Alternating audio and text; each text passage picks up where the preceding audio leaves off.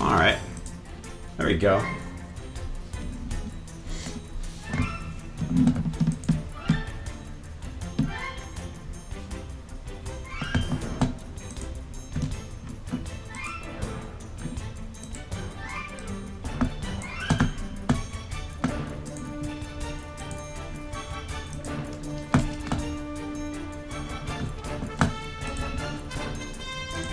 Do do do do do do do.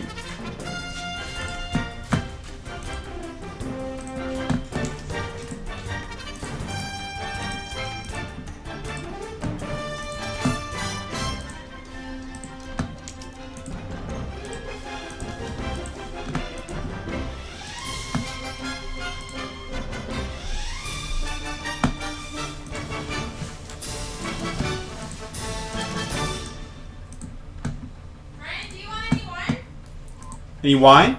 Yeah. Oh, yeah, sure, I'll have some. Well, actually, no. I better... Well... I wanted to close my window. You know what I mean? No? Close your window. I first started eating at 11. Oh, okay. And it's pretty late, so I don't want to eat anymore. Or consume anything other than water.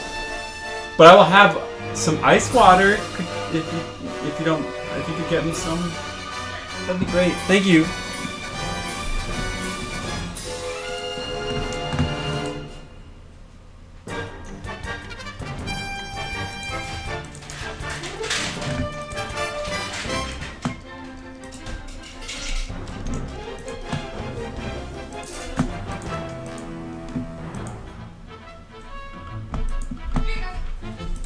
Thank you very much. Oh, and you need to get cards, business cards. For you? Yeah. Okay. I don't know if you want to make a note of that. On that window. Maybe you could. Did you text me the shirts? I did. Maybe you could text me that too. The business cards.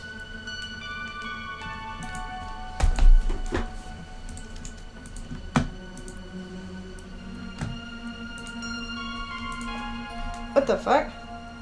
What the fuck? What?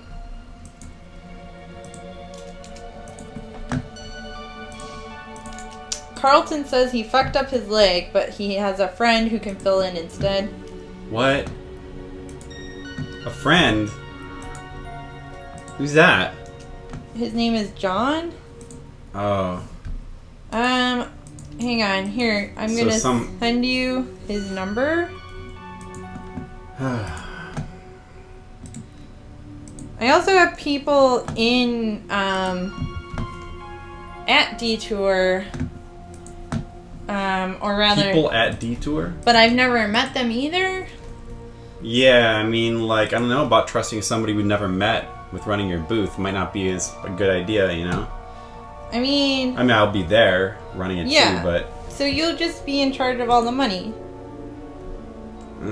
Yeah, that's true, I suppose. I mean, it's kind of like, what choice do we have? Well, that Mike guy then, I guess. Tell him to come over tomorrow. No, sorry, what was it, John? Yeah. Tell John. I sent you the number. Oh, okay.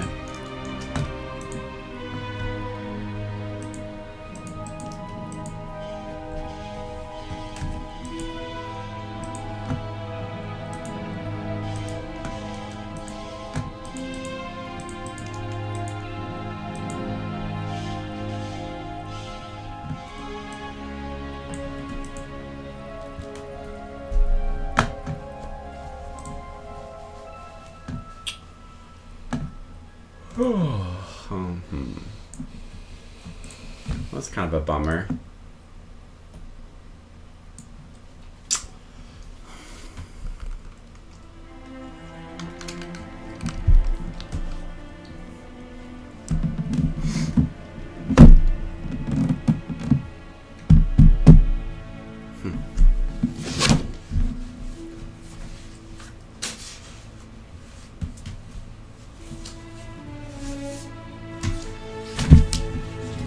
Now the sad music from the Goonies is playing. go along with this situation. I know. It's perfect. That sucks. I'm gonna fill out my stupid ticket stuff. Okay.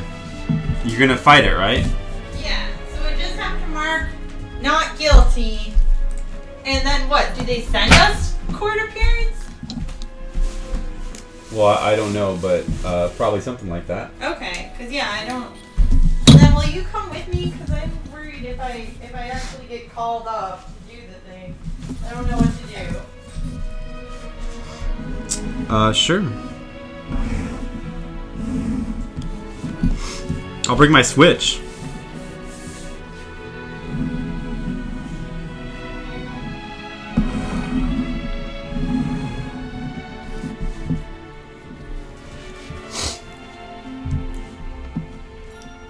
I hear myself. Hold on. Hopefully I can hear myself right now. Or Trial by judge or jury? I don't know. Probably judge. I don't think you could get a trial by jury. Yeah.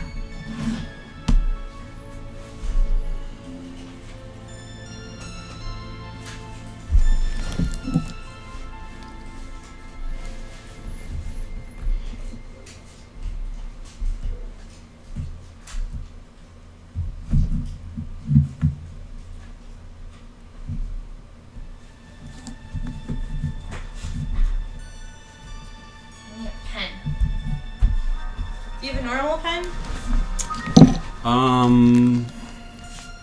Let's see. I think no, but there should be one over there on the tray. Hello, Ikaru80. Oh, sorry, I had to have one here. Okay. Hi, Ikaru80. How's it going? I was just about to start drawing. Just finishing setting up here. How are you?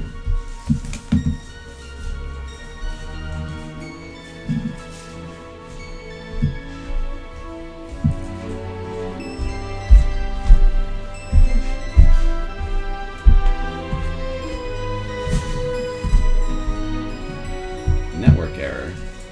Oh, there we go. I'm trying to just get my thing set up here on the iPad so I can actually I don't really have to do this here, but it would be nice.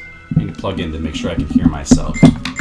Last time you were here, you watched me play that Famicom climbing game. Oh, Crazy Climber. That wasn't too long ago. That was fairly recent. Cool. A few weeks ago, probably. Oh, where'd my... Oh, there it is. Oh, hello, Mega Man 2's overrated. Mega Man 2 is overrated. SR at a medium pace. Adam Sandler lyrics. Is that 80s? Oh. Hey, volume. Turn down the volume. Come on. Okay. Volume sounds pretty good to me.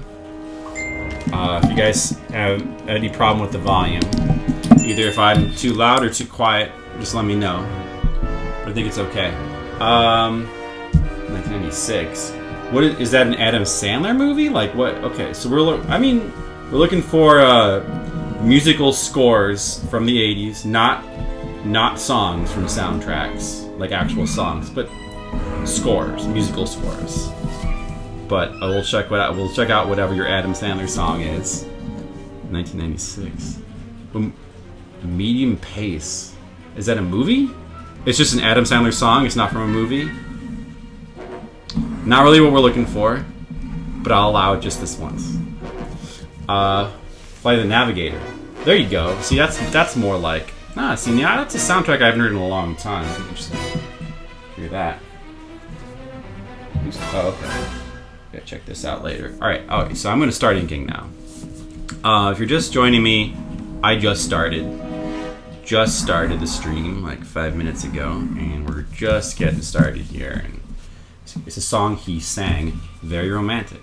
Okay, yep. So we're looking for music from scores from 80s movies. is what we're looking for. I like that you baked your opinion right into your username. Mega Man 2 is overrated. Now nobody has to ever wonder how you feel about Mega Man 2. That's great. That's great. You're so front about your Mega Man 2 opinions. Okay. Do you prefer Mega Man 3?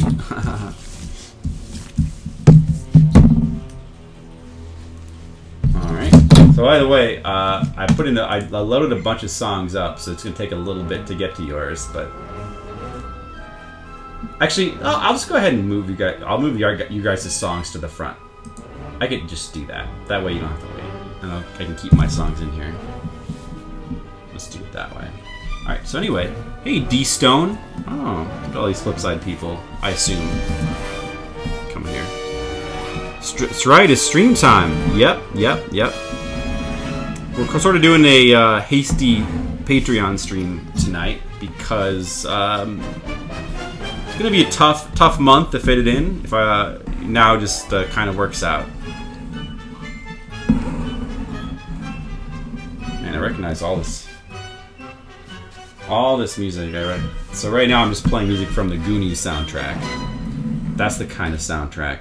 Oh, in case you're wondering why I want to listen to 80s music from 80s movie soundtracks, it's because we just saw Ready Player One. And that's what I'm in the mood to listen to. This is the Flight of the Navigator song. Oh, sorry, I bumped them up in reverse order, so the Adam Sandler song will be next. Because I wasn't really thinking when I did it. We'll get to it, I swear.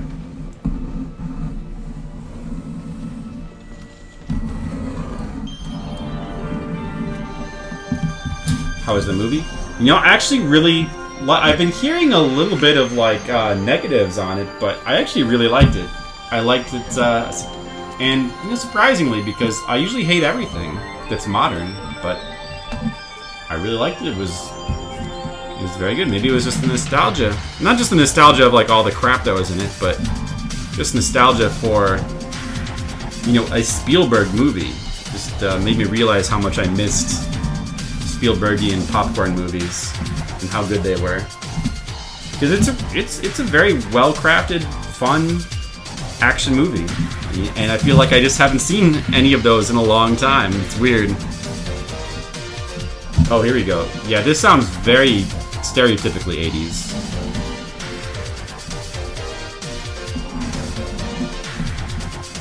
Flight of the Navigator. I do remember this movie. I haven't seen it in a long time, but I did like it as a kid. But yeah, so yeah, definitely would recommend Ready Player One.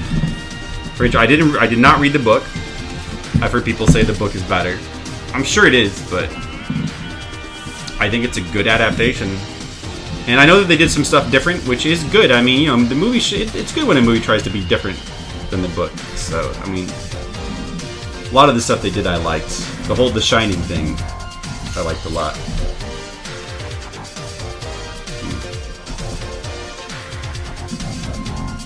But I will probably try to check out the book now, because it does seem pretty cool.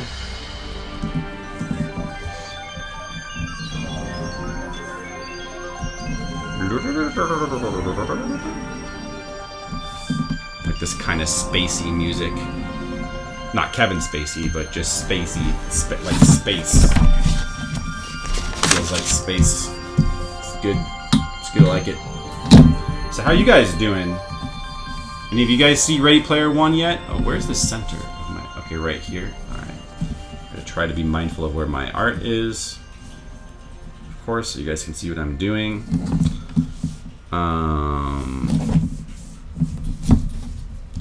Yeah, so this is tomorrow's page I'm making. So, slight spoiler, but, you know, hey. You're not gonna get to see the words or the finished version until tomorrow, so don't worry about it. At a medium pace, Adam Sandler. Alright. Yeah. This is not from a movie or anything, huh? This doesn't seem funny. You haven't seen it, but you really want to soon? Well, you should see it. I liked it. This doesn't sound like Adam Sandler. Oh, ha ha ha. I see. I don't know, maybe we shouldn't play that. That's very funny. Was that meant to be a troll song, I wonder? Well, no, I mean, it's not a surprise. Let's not play that. We'll just skip it. Sorry. I think that, I don't know, maybe it's just, I mean, it's obviously a funny, I'm probably perfectly funny comedy song. Probably shouldn't play it. But I'm sure it's pretty funny.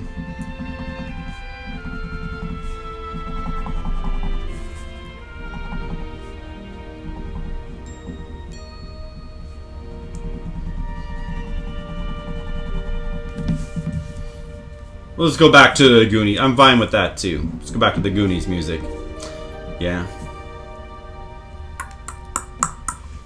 Mega Man 2 is overrated. Are you still here, or did you just come here to play that song? Oh, you left already. Wow. Or did you? Wait, yep.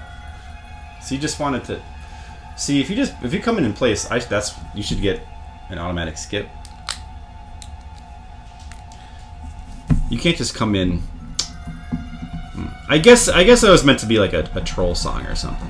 But you know, that's actually, like, for a troll song, it's actually not bad. It's not bad at all.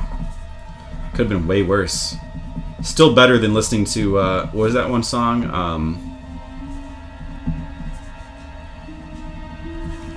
I forget. Oh, I want to say Firestarter, but that's not it. That one song that's like a meme. I hate meme songs. So don't put those in there.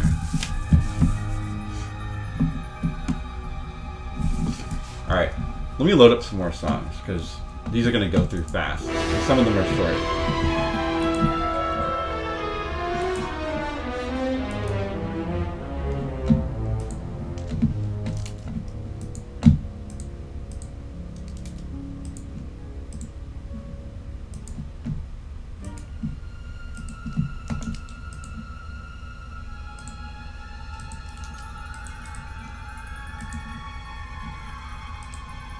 Playing the Bones.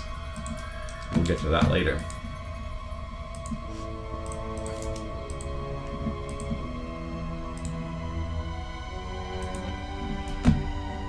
Man,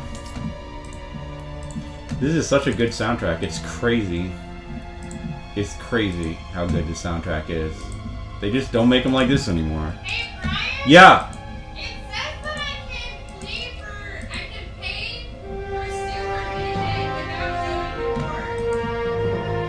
And it won't go on your record?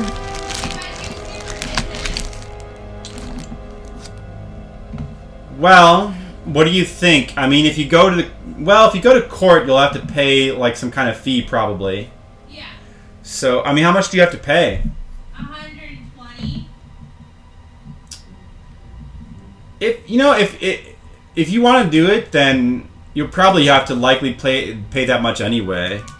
Or maybe more. So I guess that's fine if you want to do that. What? Guilty or not guilty? Supervision. Oh, okay. I'm saying that's probably fine. Well, I don't know, but I already filled out the not guilty. Well, do not guilty then. Okay. The cop probably won't even show up to court anyway. They said that pretty frequently they don't show up for this kind of thing. Alright, I'm just loading in more songs. So I'll get back to drawing in a second. You're going back to sleep? Okay, well, good night. Thanks for stopping by for a second, Ikaru. Thanks for these song requests. Appreciate it. Hope to see you later.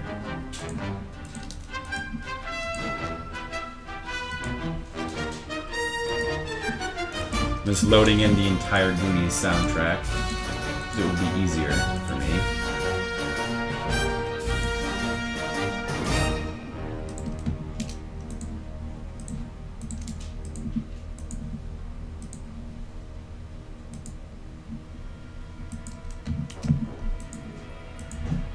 Alright, and one more song. I remember this part of the movie. I've seen this movie so much I remember all the parts. Okay. There we go. Alright, back to anime. Back to art. Okay, where were we? Yes. Alright, back to drawing. Drawing comics.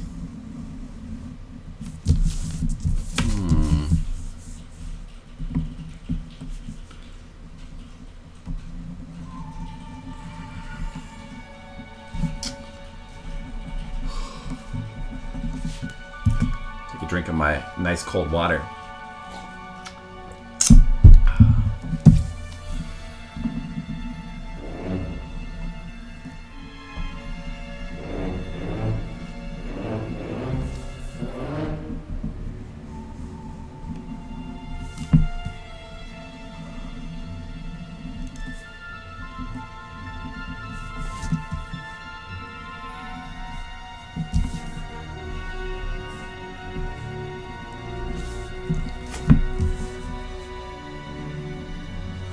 Let's see. It all starts here. That's the name of this song. This is where... Let me think. They're in the cellar, I think. For this song. Yep.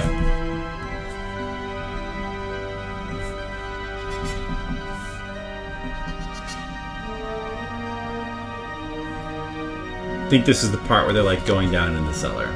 Or like they're going down into the hole beneath the fireplace.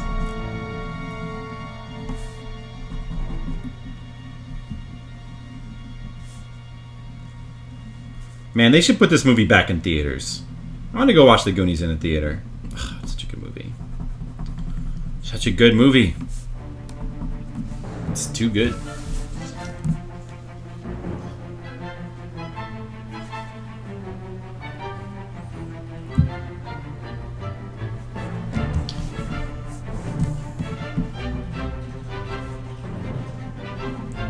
Yeah, so, I mean, Ready Player One, it was good. I did like it.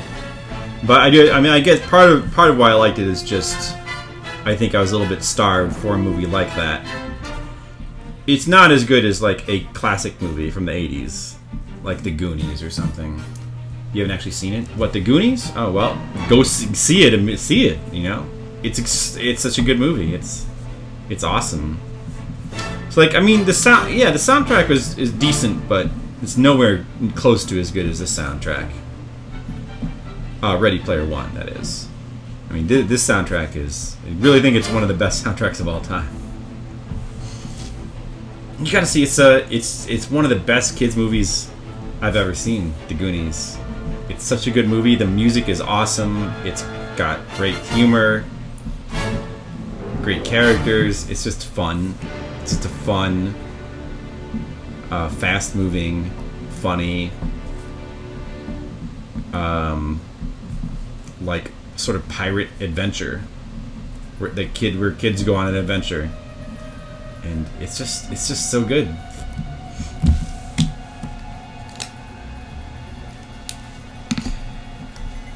You know, like movies will come out, you know, like stuff like Super 8, and they'll say that they want, like, you know, they'll try to like be the next generation of the Goonies, but nothing is ever quite the same as the Goonies. You know, it could never really recapture that magic, or it hasn't been done yet. Definitely be willing to see the Goonies if it came back for an anniversary release in theaters. Man, they should do that. Just bring it back. It's been it has to be over 30 years now, because it came out, I think it might have come out 85, so that seems right.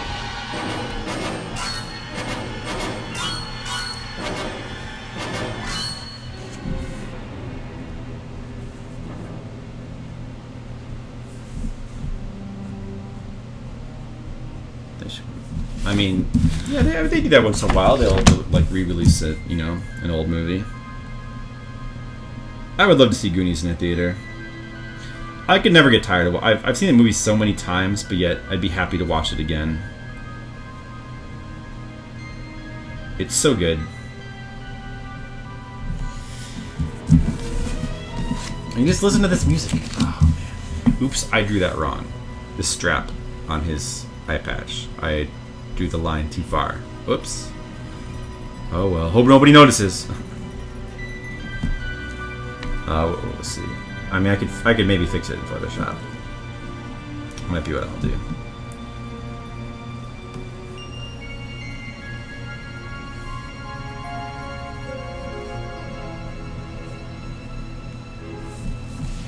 I might not need to. It's not really that noticeable, honestly. And this is where, like, he's reaching to, like, get the wallet off the corpse, and then he's like, "It is Chester Copperpot," and everyone's like, "Oh no!" And they're like in the tunnels and stuff, and there's like a skeleton. I know every single part. I know what all the music. I know what all the music goes along with. Because I've seen this movie just too many times, probably. I don't know, probably over 20 times. It seems like. I mean, I know the whole movie by heart, basically.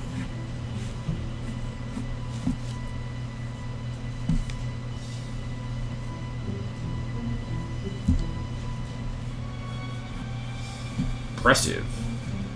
I know that line. It's from Star Wars. Darth Vader's like, impressive. Most impressive. Have you seen Star Wars, D-Stone? You've probably seen Star Wars. That's a classic movie that most people have seen. And when they haven't seen it, they're usually ashamed to admit it. They'll be like, oh, of course I've seen Star Wars. Of course. I know all about the Millennium Falcon. And Han shot first. And Chewie was like, "Murr." Yeah, I saw that. I saw Star Wars. Yeah, see? See? Of course. Boulders, bats, and a blender. I don't remember this music right here. It might not have actually been used in the movie. It doesn't sound familiar. Of course you've seen Star Wars, of course. Many people have.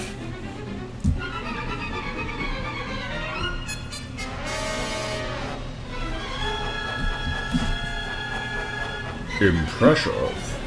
That would be a good one to request music from, by the way, of course. There's a classic 80s soundtrack back when John Williams was at the peak of his powers. Is this flipped? Oh. This is flipped left to right for some reason. Why is it flipped that way? Wait, hold on. I should probably change that. Maybe I should move this more like this too, so that like more of it is on screen. Why is it flipped left to right?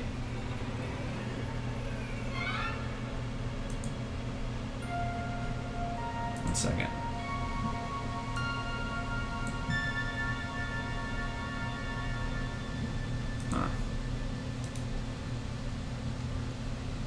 Transform.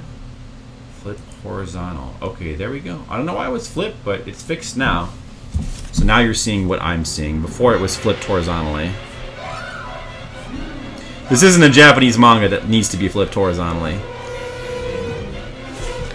This I recognize. This is from the part where there's bats. Just like an NES game. There's always bats in an NES game.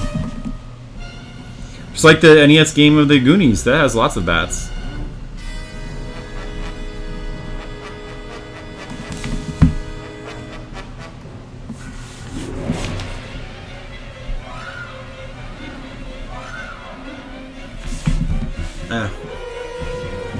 This is not my favorite track, though, from the movie. A lot of great tracks. It's not my favorite. You almost want to listen to the score of Ready Player One just to like see, just to like compare it to other stuff.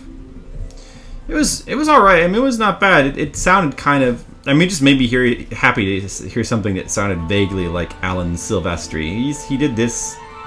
He's the guy who did this score. So the guy who composed this music that we're listening to right now from the Goonies It's the same guy that did the soundtrack for Ready Player One, movie I just saw. And it was not a bad soundtrack. It just kind of it pales in comparison to something like this. I mean, his heyday was the 80s. Just like John Williams, and just like Danny Elfman, just like all the classic composers. That was, for some reason, that was the peak of their powers. I mean, John Williams has really good stuff from the 90s too, like Jurassic Park, but it's been a while. It's been a while since we really heard from him. I don't know, or at least I know there's some modern movies he's worked on. There's a lot actually. It's just that you don't really notice it anymore because his music just doesn't stand out anymore like it used to. It's a shame. I heard that Tintin had a good sound. I never saw that movie. Maybe I should see it. Probably should. It's probably a really good movie.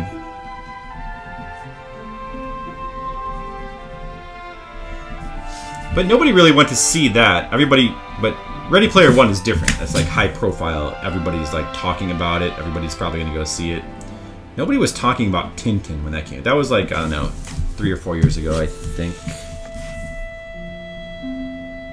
Oh, this part is when they're at the wishing well. That's right. I remember that. And this is the part where this is my dream. This one right here is my dream, and it didn't come true. So I'm taking it back. I'm taking them all back. When I really, there's got to be more. This can't be it. When I really, what's your scheme or something like that. And this is where the Fratellis are like, I can smell their bubble gum or something like that. They were just here.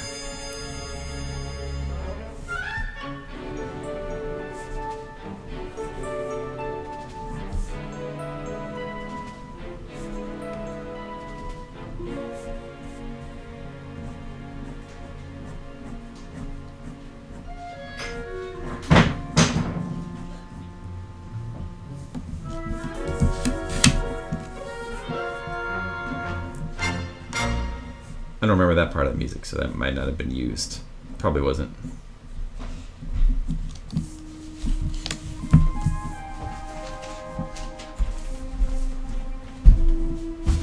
I'm gonna put the ticket like over here. Okay, put it right on top of my wallet. That'd be easy. I'm gonna put it within your wallet. Okay, good. Probably won't be able to forget it if it's there. And I'll try to mail it as I drop you off at the airport tomorrow. Yeah, we can't forget it.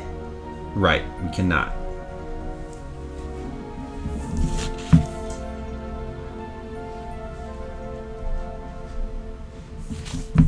And then the other form I need you to fill out because it's like all the insurance stuff, and I don't really know all that. What other form? There's another form that goes to the state that's just literally a report of what happened. Is that like the claim file or the damage report or whatever? I guess. I'm not sure if we have to fill that out because the guy said it was already filed. Well, this goes to the state. Oh yeah. Yeah. Oh, okay. So I don't know. It says collection. I don't know either. I should try to call that guy and ask him about it. I guess. I'll try to do that tomorrow.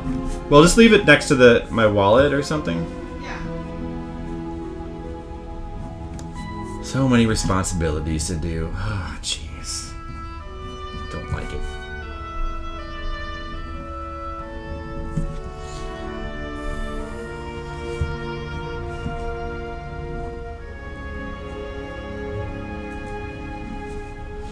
And this right here, this is like where Mikey is like, this is our time. It's our time down here. That all ends when you go up Troy's bucket. Right, Jen? Yeah. Remember that part? Yeah. Up there, it's their time. It's their time up there. Down here, it's our time. It's our time down here.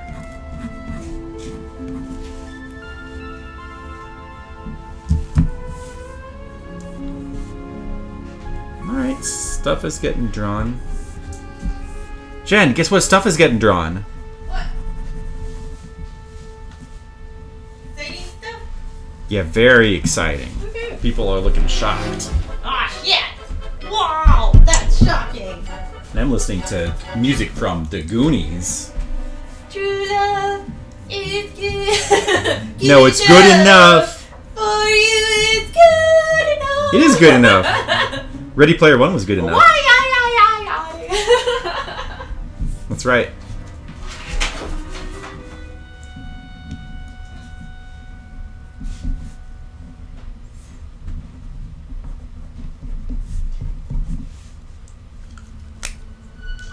Woo! That's right.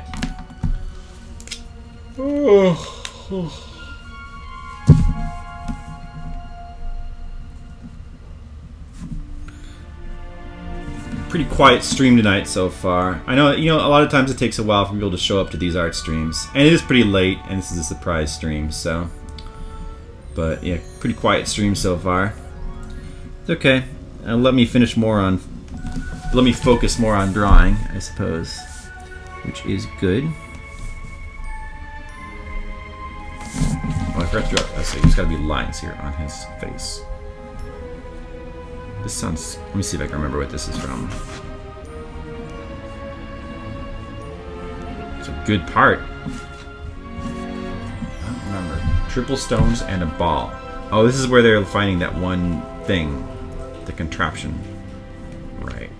I remember that.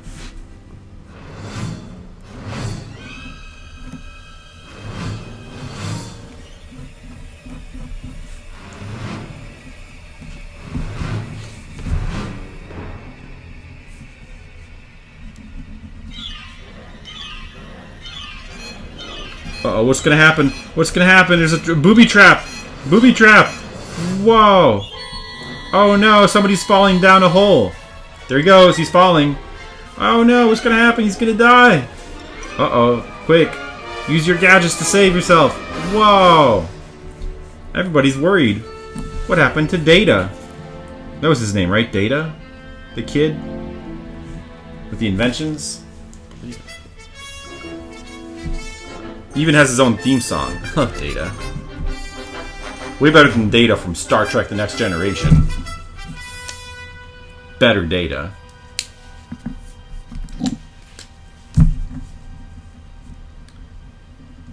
Guys, there's another room down here.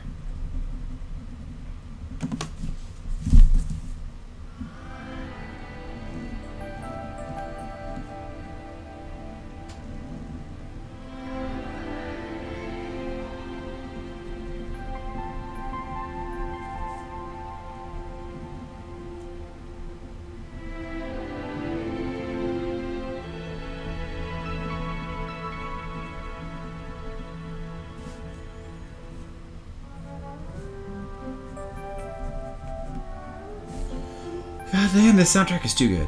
While watching the movie, you can just hear the transcript. Exactly. Well, you should still watch it. But this is the next best thing, I suppose.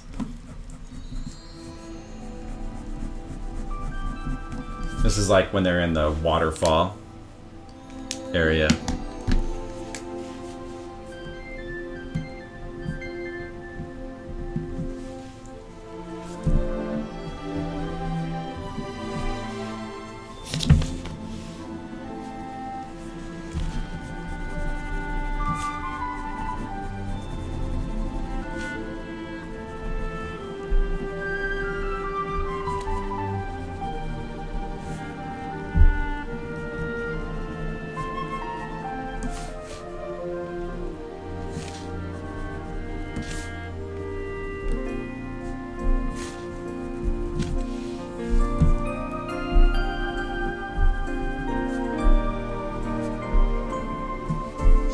This is like, alright, you kissed, now tell. Something's weird. Does Bran wear braces? Ha ha ha ha ha ha ha. Next time, try kissing with your eyes open. It's a whole different experience. Because she goes into like the dark cave and she kisses someone who she thinks is Bran, but it's actually his younger brother Mikey. He gets to kiss the girl. Whoa, and she doesn't even realize. Fratellis are like hunting him down. Do do do do.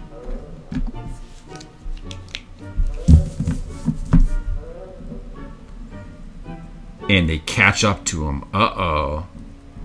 Pretty soon there's going to be an exciting chase scene. Pretty soon.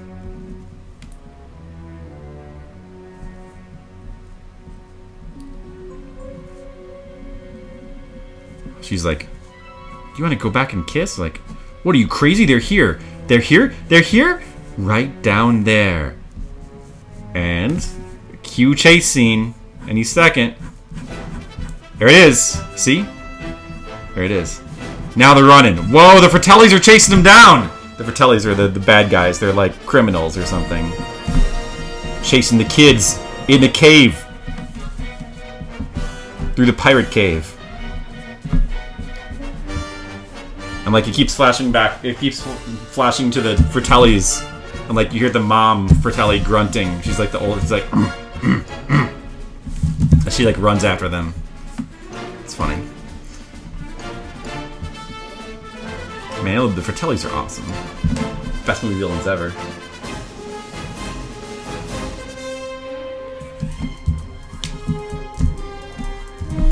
And this is the part where, let's see, what is this? There's like a log bridge or something. And then Data's like, I got an idea. I'll know how to slow him down. Slick shoes. Slick shoes? What are you, crazy? Any second now, the Data theme music is going to start playing. I think. There it is. See, there it is. There it is, the Data music. Slick shoes. Was his name Data? I think it was Data. Yeah. Like his shoes spray ink on the logs. Everyone is like, "Come on, Data, come on!" They're like almost, "Come on, Data," because they're coming.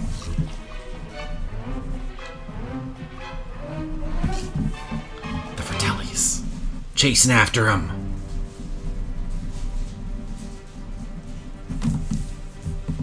It's pretty exciting through the pirate cave. I think this part, they're like, the Fratellis, they're trying to like cross the log bridge over like the waterfall, but they keep slipping on the slippery bridge, and then as they slip and fall, like, oh, they land in their crotch area, and they're like, oh, yeah, that's right about there.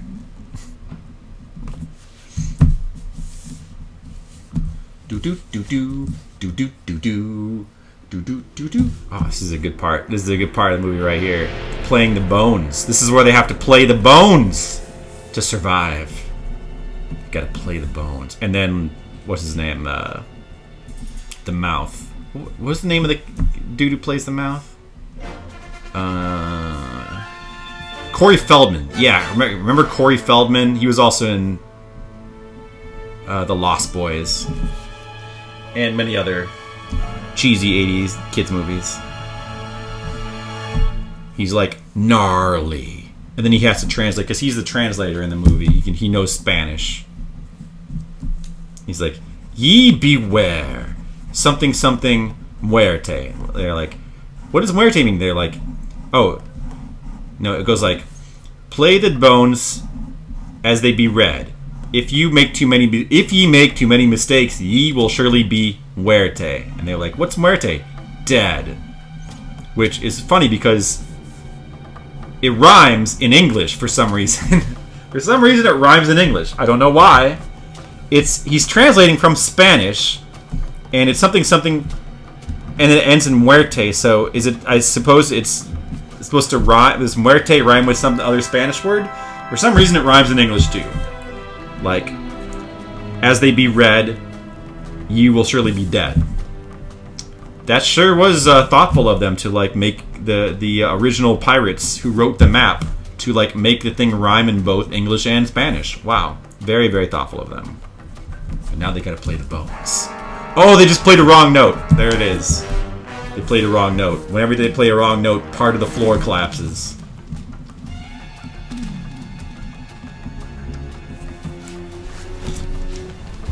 Clever writing. Yeah. Oh man, this music is so good though. Its scene is so good, mostly because of the music. It's just so good. It's just ridiculously good. Why can't a modern movie like have a scene like this, just where the music is so good? I guess it's just impossible. Oh well. Nobody knows how to do that anymore. Ah, it's so good though.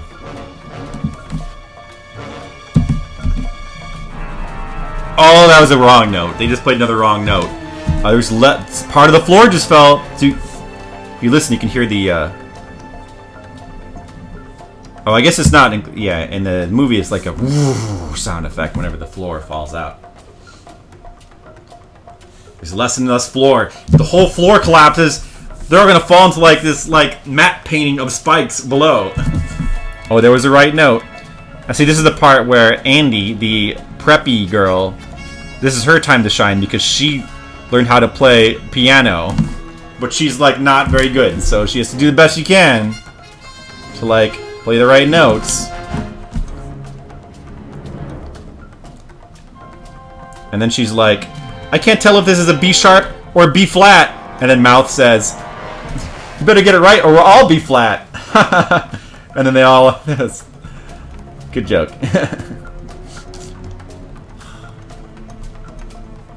Uh-oh.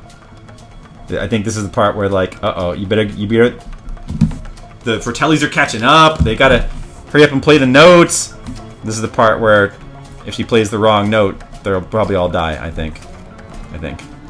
Will she do it? Can't she do it? Oh, that was it. No, she got it. They didn't die. Everybody gets the door opened and they get to survive.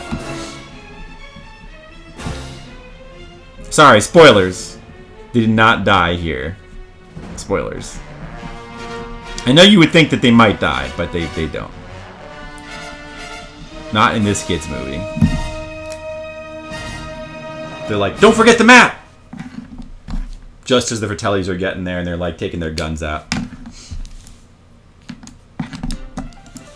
And this is the part where they're sliding down the waterfall. Or not a waterfall, there's like a water slide inside the pirate tunnels. This is the water slide music. Pretty nice water slide music, really. God damn. Such a good soundtrack, it's ridiculous. How is it even possible? How could they make soundtracks so good back in the 80s? How could they do it? Like, nobody knows how to do it today. It's like a lost art. It's like the people who made the pyramids. Okay, they could make pyramids today, but they don't. You know, if somebody was like, okay, make a pyramid, they wouldn't know how to start doing that. It's like that. You know, it's the lost art. Soundtracks. Remember when movies had soundtracks? We forgot how to make... Now we just kind of have, like, just music you just plug in. We don't have soundtracks anymore. Just put in, like, the latest... Just, you know, maybe if we're lucky, we'll get, like, some music from... Like, with some 70s rock. Like Guardians of the Galaxy. And then we'll call that good. But that's just a bunch of songs you throw in. I miss soundtracks. They were great. They were great.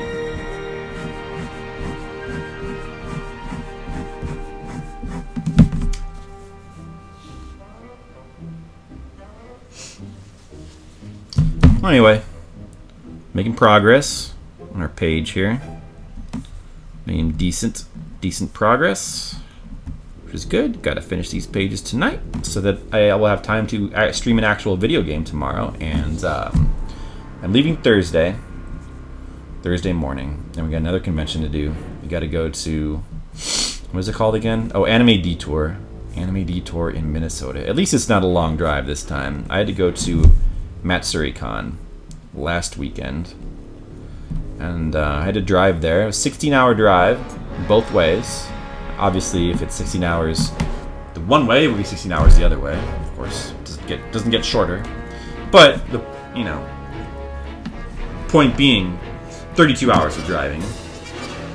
So it's a lot. It's a lot of driving. Oh, this right here, this music here is from when they fight the octopus. Allegedly. However, That scene I don't think exists. Well, no, I think is it in? I can't remember. Is that it's a deleted scene. It's not in the actual movie, but it might be in the DVD. I don't remember. I think there might be some footage of it. But anyway, that part's not in the movie. But it's funny because at the end of the movie they reference it, and they don't take the part out where they reference it. They're like, when they're like telling the story, they're like, "Oh, the octopus was very scary." Octopus? What are you guys talking? Octopus? They reference the octopus. But yet, that was cut out. So it's just like octopus. And it's funny because when they're explaining it, the dude thinks they're making it up.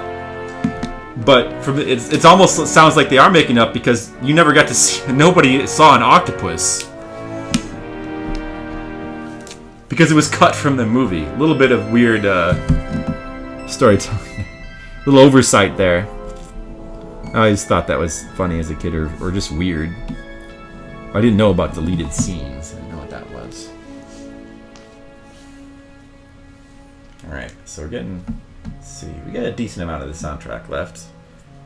I think next we're going to go with Romancing the Stone. Is our next soundtrack to listen to. Or we could do a couple themes and then maybe Romancing the Stone. Romancing the Stone, we could listen to the whole soundtrack. But yeah, there's so many 80s themes that are good.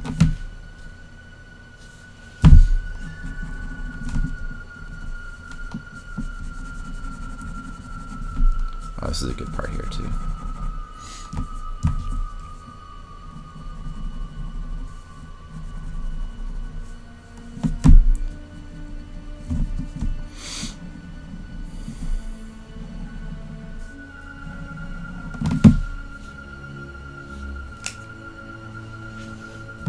Oh, I forgot the lines on his face. They both have to have the face lines.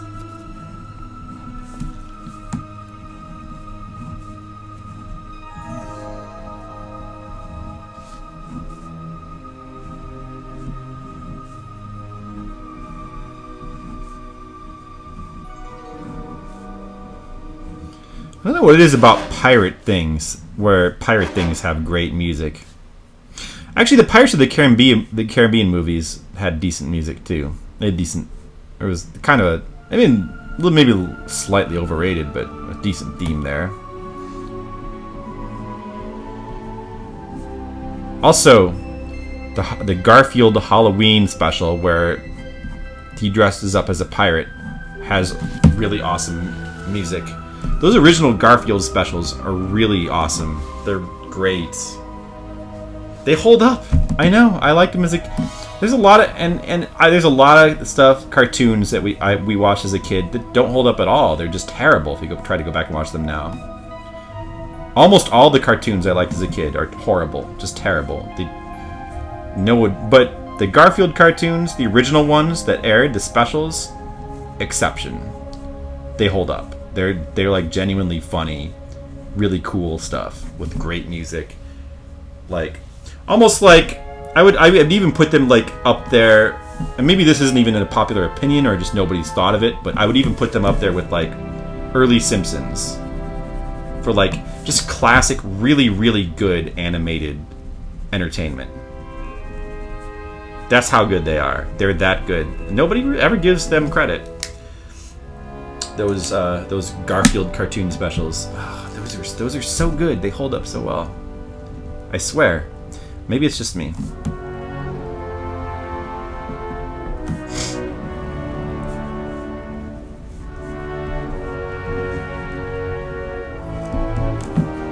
I gotta go back and rewatch those sometime. I gotta force people to watch them with me somehow.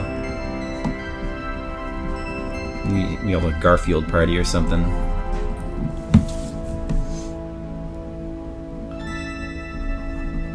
And you know, maybe it's nostalgia or whatever, but it's not like I'm most of the things from my childhood I think suck now. Especially most of the cartoons. Most of them. The majority just suck. But there's just a few exceptions, that's all.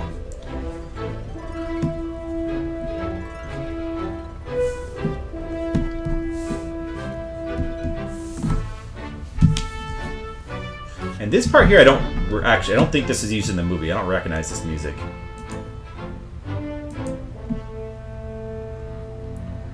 Maybe that one is used.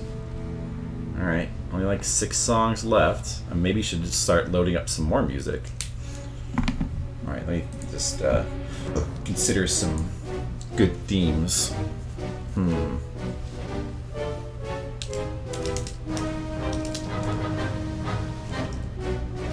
I know.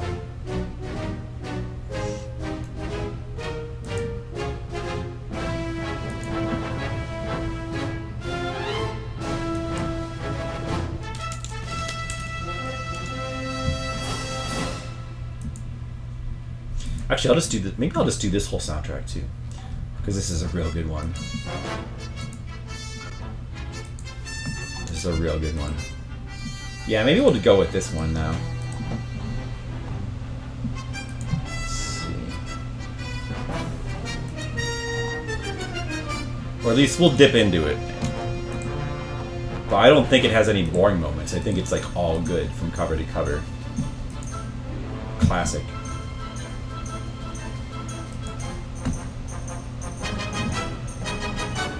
Uh-oh, blocked on copyright grounds. That sucks.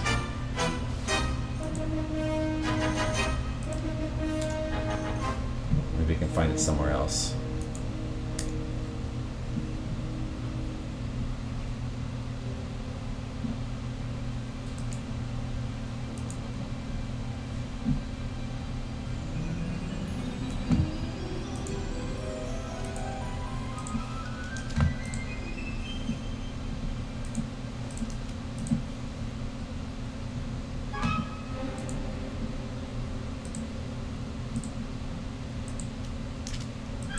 Just adding a couple more songs.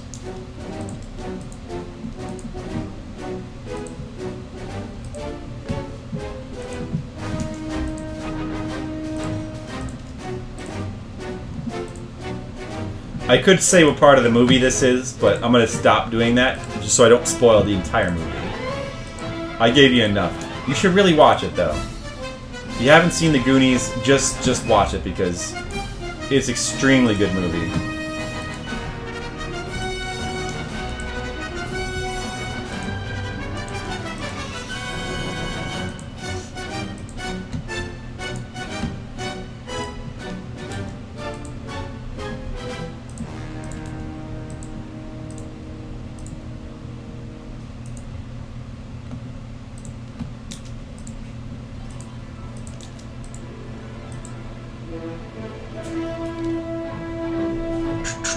Alright, sorry, back to inking now. Getting close to the end of The Goonies. You know, I don't recognize this. Some of these songs I don't really recognize. I don't think this was used either.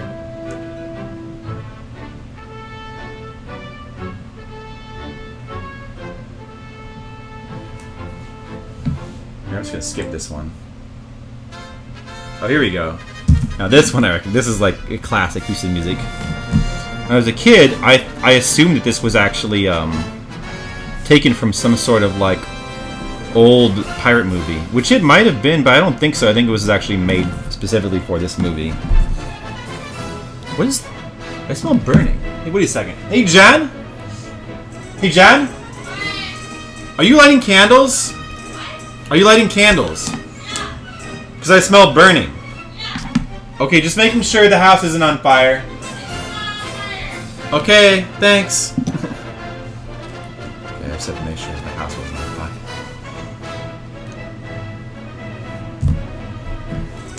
I don't like the smell burning.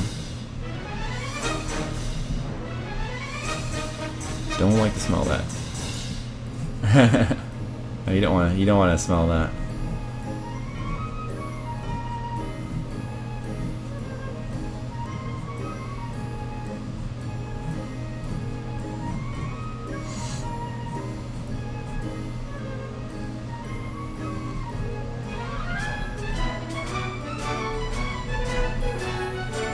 Okay, it's coming up. It's coming up. The Superman theme. Here it comes. Superman theme. Do do do do do do do do. Now, why is the Superman theme played there?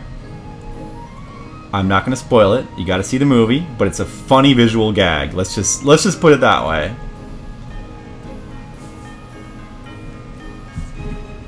And this is actually Alvin Silvestri, but Superman was John Williams, but John Williams is a friend of Spielberg, so I'm sure that he was able to, like, I mean, probably could just throw in like a little piece of music there and not get in trouble for it. I don't know how that works. But those guys all knew each other, so I'm sure it was fine.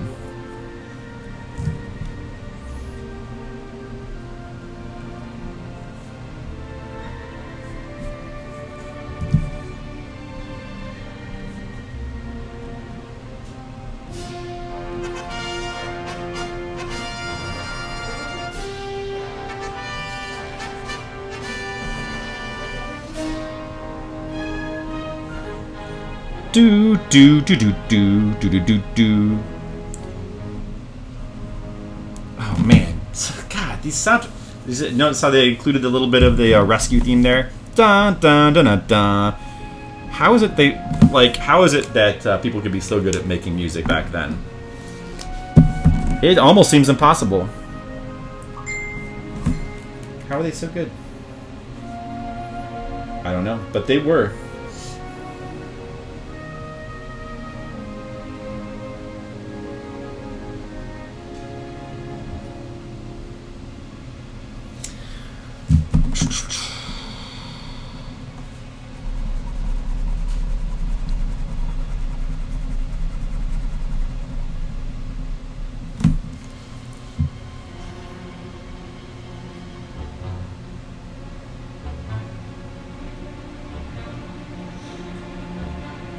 Hold on just 1 second, I gotta take care of something.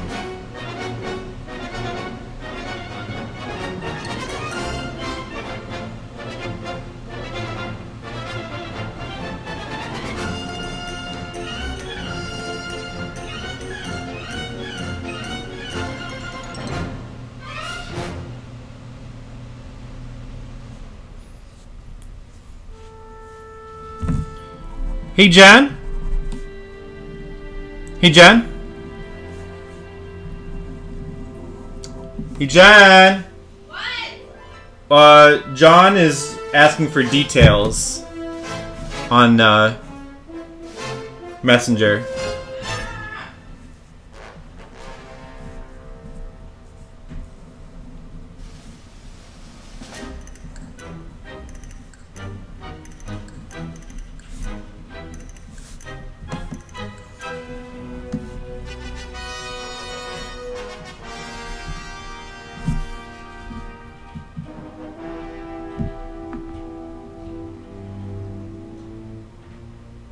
Here, I'm just gonna. Alright, let's just move.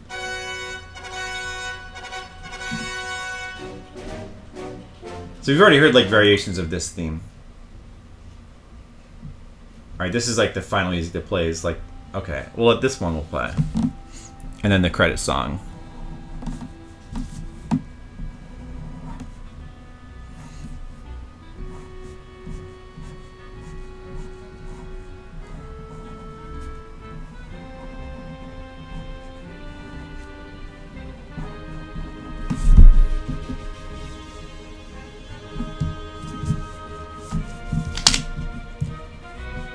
Looks pretty good. What I'm drawing right now. That looks pretty good. Oh man, this music is so good. Even the music that plays, they didn't, like, they spared no effort.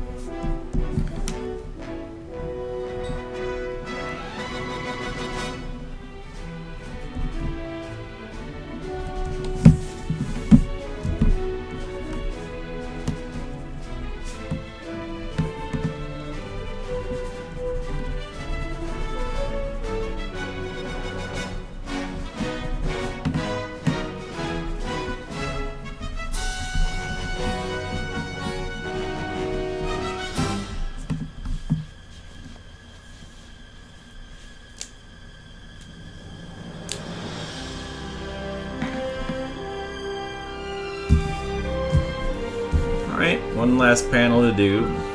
Then we move on. Then we'll be half done. We move on to the next one. This is a pretty easy page here. Not too challenging. Most of the hard work has already been done. Oh, although there was a defect I wanted to put over this panel, so maybe I should do that first. Just wanted to draw some lines in the background here. Yeah, we should do that. Let's not be lazy. Could also just do this digitally, but I think it probably looks better to do it by hand. And this pen sucks. I need to replace this pen. It's dying on me. And credits.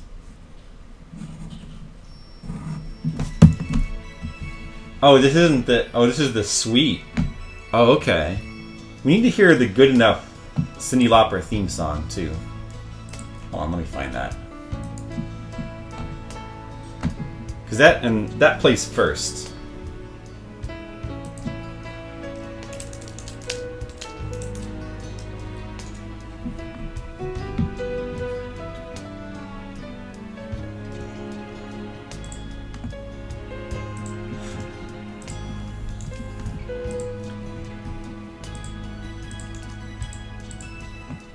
In fact, let's just listen to that instead. This is what she should. This plays after this suite here plays during the credits, but after the.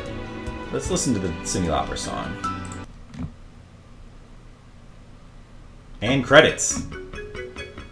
Well, actually, this isn't the credits version. This is the opening version, but close enough. This song is so good too. One of the best, just. Songs for a movie. Oh, it's so perfect. While I draw lines.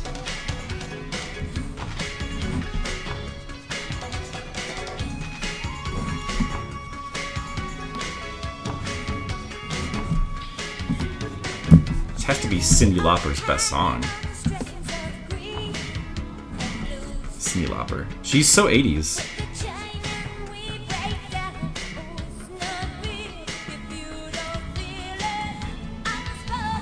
I listen to Cyndi Lauper songs. I haven't listened to Cyndi Lauper.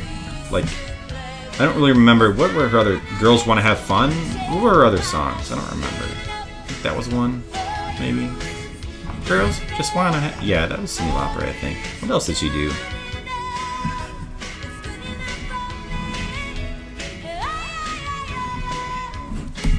Man, this song is so good.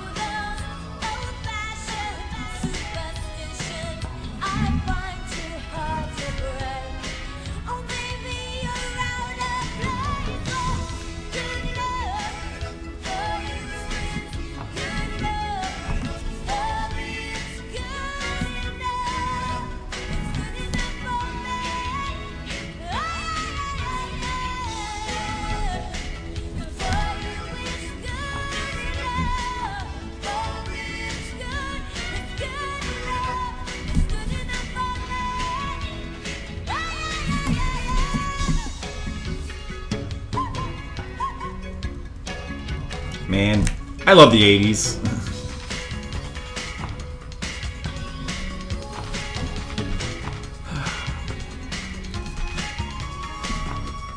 Watching movies like this as a kid, that was the best.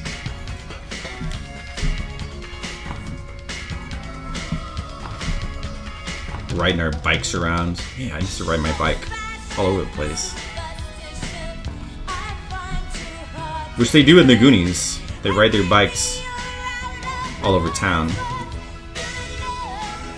And it's just as fun as in real life as it looks in the movie.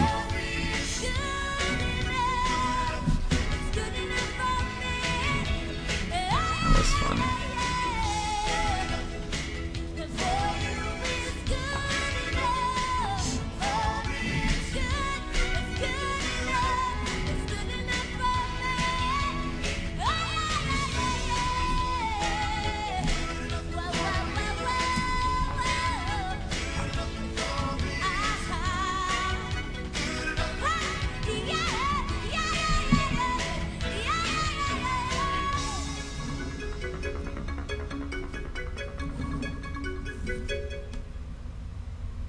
All right. Next soundtrack. And next soundtrack.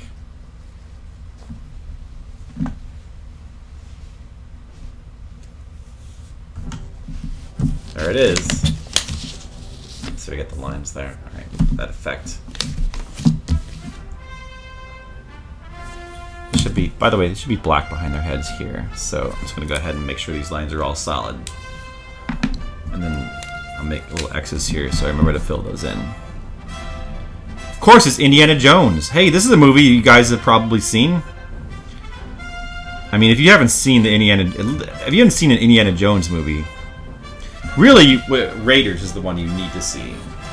Last Crusade is also acceptable, but Raiders is the must-see Indiana Jones movie. The others are all optional to some extent. You have to see Raiders of the Lost Ark. That's like a must. That's just a real classic. Amazing movie. What a good movie. And this music is ridiculously good. This theme, just ridiculously good. John Williams at his peak. It'd be nice if he could make music like this again. He can't though, but that's fine. Hey, we all get old, don't we? But man, this is so good. Still just as good.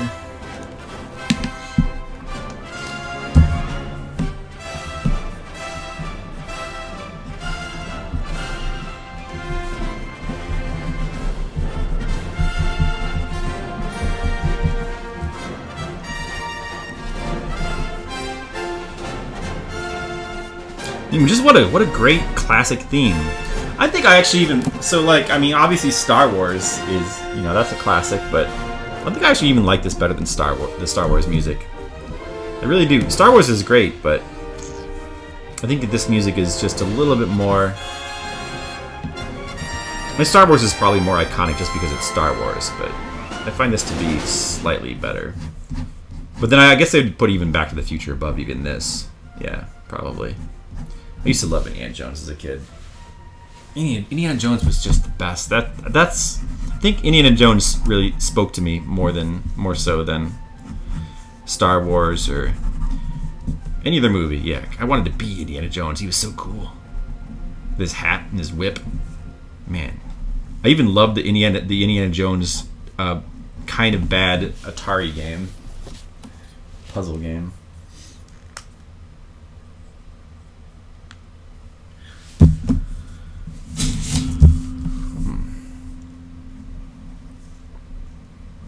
Do do do do do do do.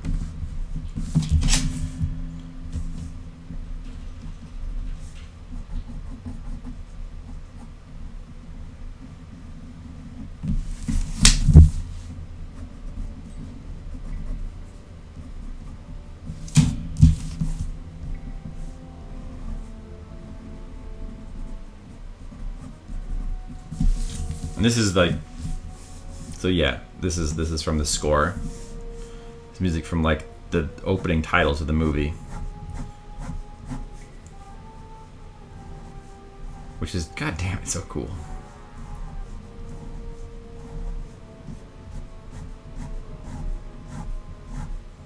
So many imitators of this style of movie. None is cool. This is such a it's like kind of, it's almost horror-ish, but it's just got such a cool sound to it.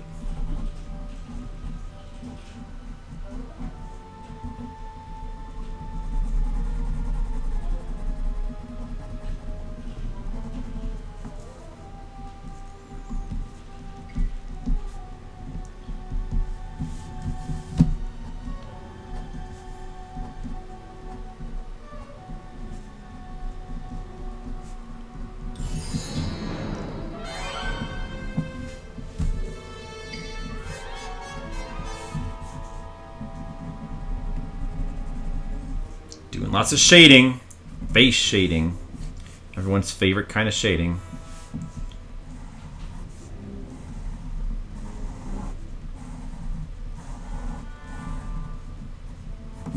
Gotta shade those faces.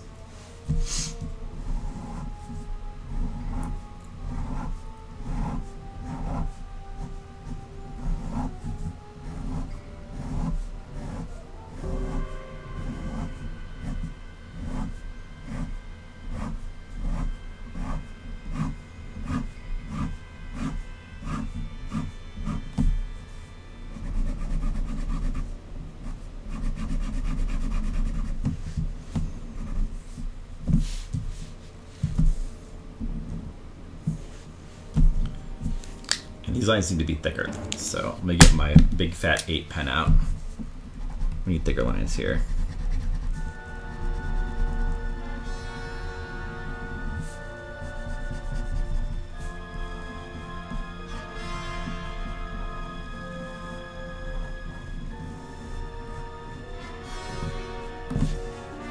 It's funny how like this opening scene from Raiders of the Lost Ark. And remembering how like it's very silent. It's almost like silent, like they talk a little bit, but everything happens kind of like a bunch of action and stuff all happens with like very little talking. It's almost like a silent movie, and like the music kind of just tells the story. You don't really see that too much anymore, but man, it does such a good job. There's a little bit of talking. Of course, there's the famous Indy, throw me the whip. You throw me the whip, I throw you the idol. Of course, there's that.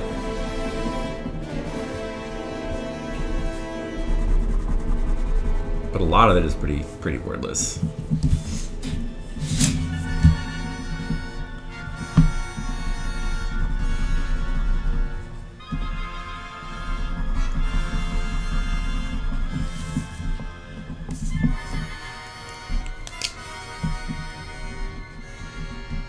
Gonna make these eyelashes thicker.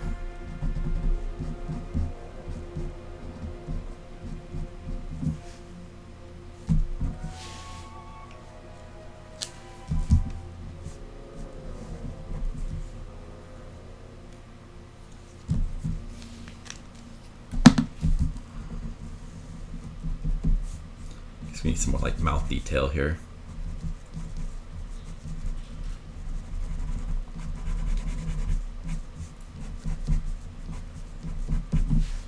Okay, there we go. It's better.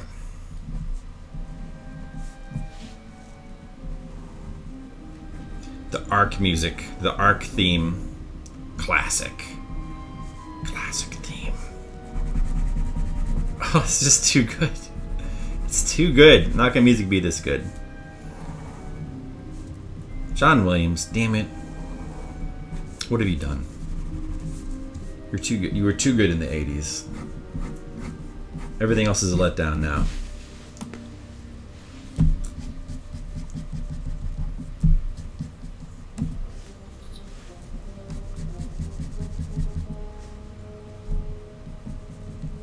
Alright, let's see. How's that look? That's looking pretty good, right? I think we're done with this page. Got some nice little crazy, some unsettling expressions there.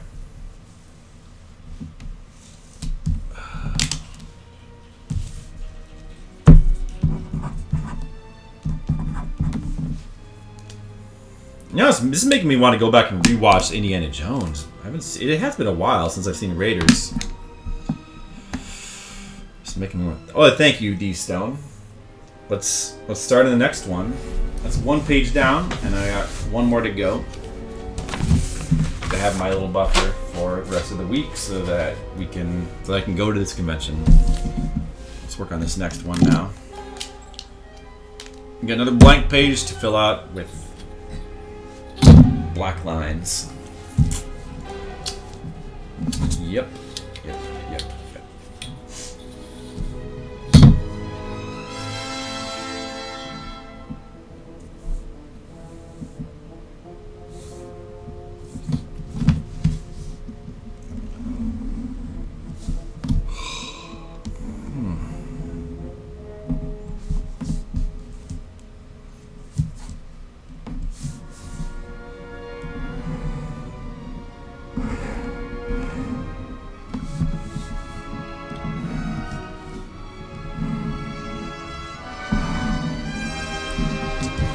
Donna.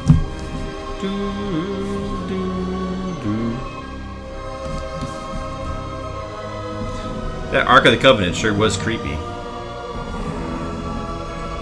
Mostly because of this music.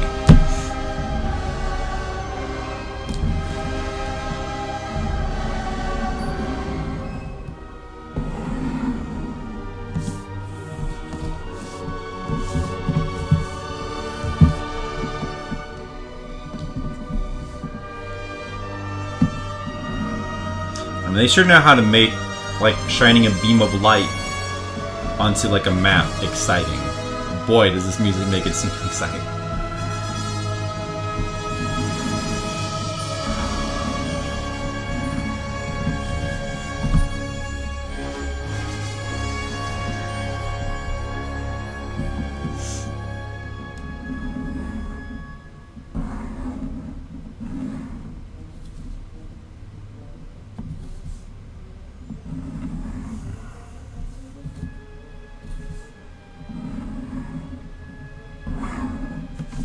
I've screwed up that line a little bit. Well, that's fine.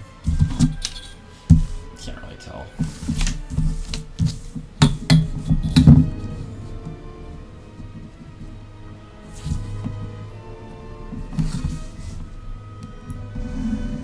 I'm glad this shows up. All this inking shows up pretty well on the stream. It's good that I have this arm for the camera now, so that the camera can be like right overhead the art. The way I was used to doing it before, where like the whole thing was an angle, it was kind of like that. You were seeing it like that. It was we were literally getting a skewed perspective of the art.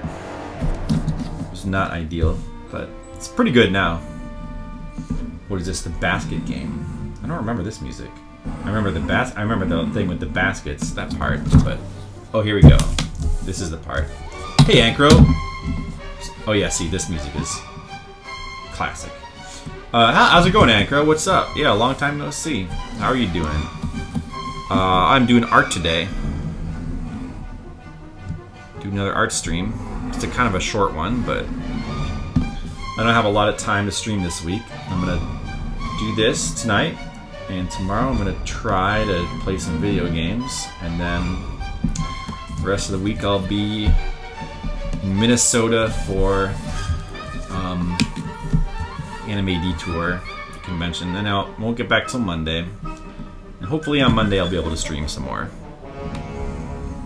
Hopefully.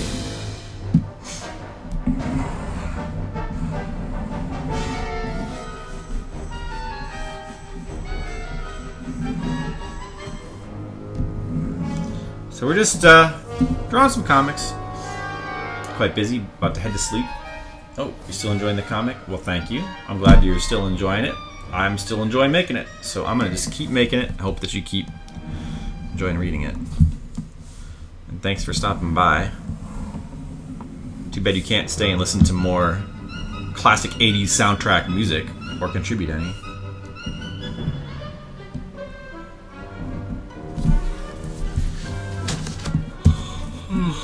I should go back and trying to think of like other soundtracks that I haven't heard in a long time from the 80s. Like The Explorers, that's one. I feel like I can almost remember it. That movie had really good music, I think. Flight of the Navigator, that's one that's I think you played, or was it the other guy? It was the card, wasn't it, who requested that one. That's a movie I haven't seen in a long. I have not. The Explorers I rewatched, I think, in the 2000s at some point, but Flight of the Navigator I have not seen since the 80s. I wonder if it holds up at all. I remember the ship's robot, or like he had the little pilot thingy talked like Pee Wee Herman, so that, you know, he could get down with the kids for some reason. And I remember that the ship would kind of like fly really fast and like, and like I think the government wanted it or something. But I don't remember too much about the plot. I wonder if it's still any good. I don't know. You know what I did rewatch recently? Oh, I should play music from it. The Never-Ending Story. Another movie that I really liked as a kid. And you know what? It still kind of holds up, even though Well, you know, it's definitely a kids movie, and some of the dialogue is on the very simplistic and almost dumb side. Some of the writing and dialogue is very cheesy and dumb, but yet, damn, it's a very entertaining, cool movie with awesome music and really cool sets and special effects that are sort of dated, but like there's so much physical stuff that it still looks. It's really cool to look at. Quite honestly, it holds up. I think it's the Never-Ending Story. It's still a really good movie. We should play some music from that. We should. All right, but you know, after. So that moment right there, in this music, that's where Indiana Jones. He's trying to find. He thinks he knows where Marianne went, but then like the truck she's in blows up, and this is the part where he's like, oh no, and now he's in a bar drinking, and he's like all sad because he thinks that Marianne is dead. But you find out later she's not dead. Whoa! Twist! What a twist! Yeah. This is Marian's theme. Maid Marian.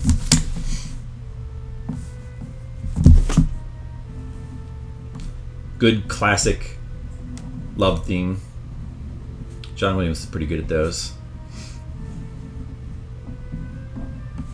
He was a really good composer. He was. Can't believe he spoiled a 30-year-old movie. Sorry. I know. I gotta watch myself. Somebody might not have seen it yet. I already spoiled half of the Goonies, and I know that D. Stone hasn't seen it, but it's okay. Hopefully it'll like get him in the mood to like go and watch it. Because everybody should see the Goonies. If you haven't seen the Goonies, you have to watch the Goonies. It's just one of those classic movies, along with this one, Raiders of the Lost Ark. I mean, all the Indiana Jones movies are kind of worth watching, except maybe not Crystal Skull. Temple of Doom is also really dumb, but it does have some classic stuff in it, so I guess it should be watched. And, you know, The Last Crusade is a great movie, and this movie's a true classic that everybody should see. Raiders of the Lost Ark. It's too good. Wait, I forgot that there should be a dialogue balloon here. Wait, what's he supposed to be saying here? I forgot to, like, mark it in. Okay. Oh. He says that much? Hold on a second. Where am I going to put all that? Alright, let's see.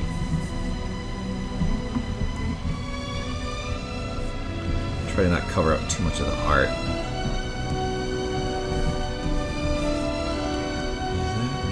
Blah, blah, blah, blah, blah, blah, blah. Okay, so kind of like that then.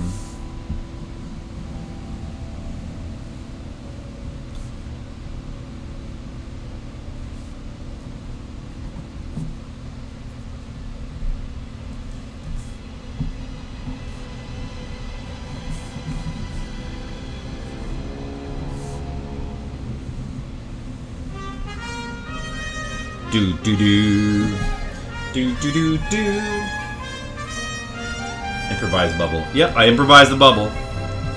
Sometimes you just gotta. I could have marked it in with pencil, but that wasn't necessary. You know, it's not that hard to draw a bubble. Because I'm the bubble boy. Remember that, dude? I never saw that movie. I heard it was actually pretty funny. Bubble boy.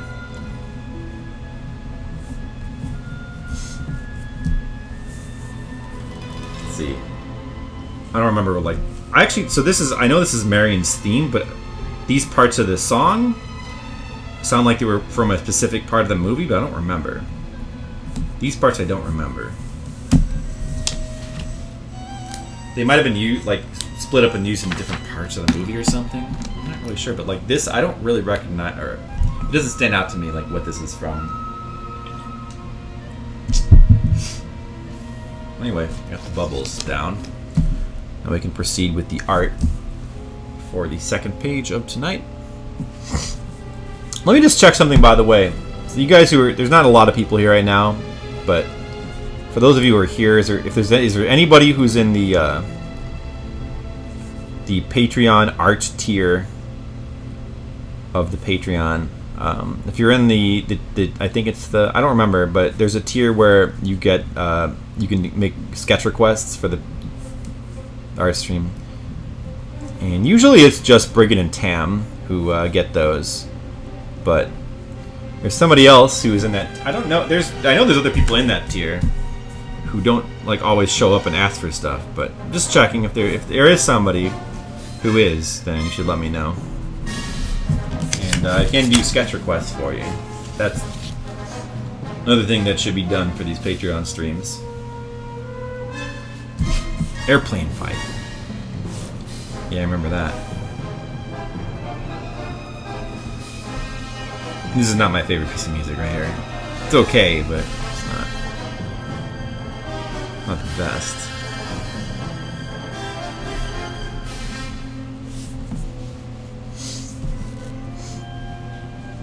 But it's nice that they throw in the little, like, piece of the theme there, you know?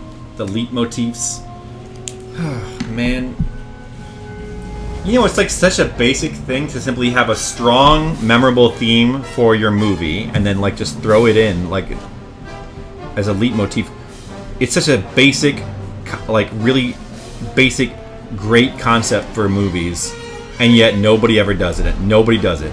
They just threw it away. Nobody does leitmotifs anymore. Leitmotifs are where you kind of throw in little pieces of themes. Man, Brian, I watched some of the clips from Hamilton performances. Uh-huh. It's really, really amazing. Yeah? Yeah, I am so excited that I get to see it. Are you stoked? I am super stoked. Jen, I just got a resub. Yay! 10 months in a row subscribed to my channel. $5 a month. Yay! Yay, making money. Hey, Skittles. Skittles, you made it. You made it just in time for Indiana Jones music. But I am seriously so excited. Like, I am... Jennifer's going to see Hamilton. Yeah, it's gonna be great. In, what, June or whatever? In June.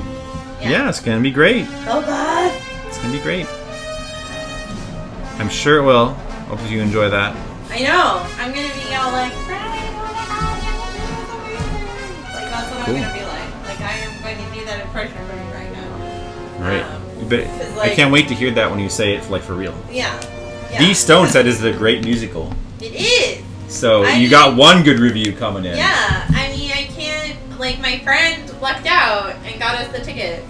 And she had to wait online for like 8 hours. Yeah. It's really hard to get those tickets. Yeah. But she did it. She did it. All good. Yeah. So we're gonna see Hamilton. All right. Yeah. Exciting. Yeah. I'm gonna take a bath now. Okay, have fun.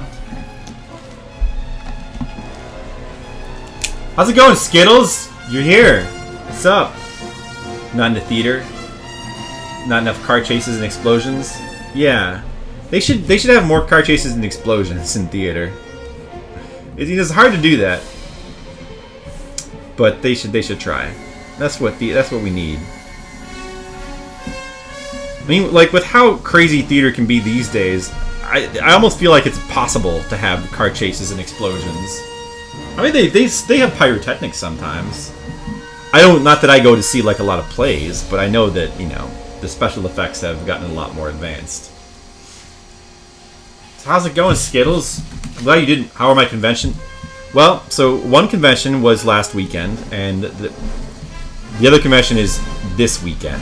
So that's why I'm not going to get to stream very much. I'm only streaming tonight and tomorrow. Hopefully tomorrow. If all goes according to plan, which it should, because I'm like basically finishing off my buffer right now, so there shouldn't be any reason why I shouldn't be able to. By the way, for song requests today, we have a theme. We're going with 80s movie soundtracks. So feel free to stick in any 80s movie soundtrack you want in there, and we'll be glad to hear it. And, and the reason why that is because I just saw Ready Player One, so it's kind of a theme got going. So anyway, the conventions. Yeah, I will just say this. I just got back from MatsuriCon, which is a Houston convention. I drove there. 16-hour drive. So 16-hour drive. So yeah, I was spending all day on Wednesday and then part of Thursday. And then all day on Monday and part of Sunday driving. Drove 12 hours yesterday in the car. Well, I guess that's where you would drive, isn't it? I wasn't driving a golf cart. I wasn't driving a tractor like the Straight Story. No, that's not the Straight Story. So it was, you know, honestly actually didn't bother me that much on the way there. The way back, it did start to feel a little long. I mean, I'm so used to driving long hours. I like driving. So a lot of people, it probably sounds bad, but honestly, I didn't mind it too much. But on the way back, I was starting to feel, I was like, okay, I'm ready to just be home now. That's enough. I was saying to myself, okay, that's enough driving. Can this be over now? Can this be over soon? And eventually it was. It took a little while. Yep, song request, Breakfast Machine, Danny Elfman. Ha, it's funny. That's a real good one. I think I just requested that on somebody's stream not too long ago. Oh, what the fuck, Lightbox? Don't turn off. This Lightbox might be coming near the end of its life. Might need to be replaced soon. I'll go ahead and... Sorry, I have a bunch in here, so... Well, actually, not that much more. I'm going to go ahead and move yours up to the top still, so it'll be next after this. We can listen to the rest of the Indiana Jones theme first, and I'm going to go ahead and move on to a different... I know a soundtrack to get... Actually, let's try the Never-Ending Story. I've forgotten how good that movie's soundtrack is. Is it on YouTube? Hold on. Oh, it isn't here. I'm not sure which of these tracks are actually good to put in, so we'll just try a couple. It's not going to quite be as good as Indiana Jones Raiders of the Lost Ark, but... The Mork Moonchild. Orin Happy Flight.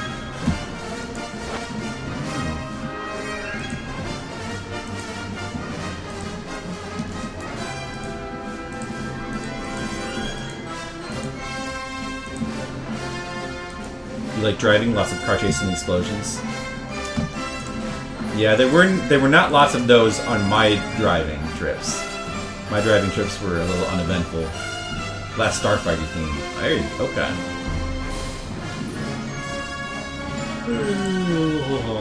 That's a good one too. Oh, that's another movie that I haven't seen in a long time. I'd like to go back and try listening to that one. Explosions.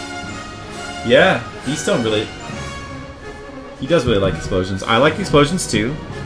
So yeah, so I just saw, well, do I want to talk about the convention anymore? There's not a whole lot to really talk about. It was a convention. I worked. Tried to make as much money as I could. It was okay. It was not like the best, but it was alright. It was worth going to. We need the money. We need all the money we can get. It definitely didn't blow me away with how well I did. And partly it was my fault because I did not bring enough books. Well, I brought a lot of books, but specifically, I didn't sell as many. Sometimes you don't know what to expect, so I usually bring a very large amount of book ones, and then not as many as the other books, because you sell a lot more book ones. Obviously, if people are new to the series and they're just starting off, they're gonna buy book one, and they're usually just gonna buy that one and not the other books. And they might come back and buy more books, or they might buy a set of books because I have a special, but I might buy the first 3.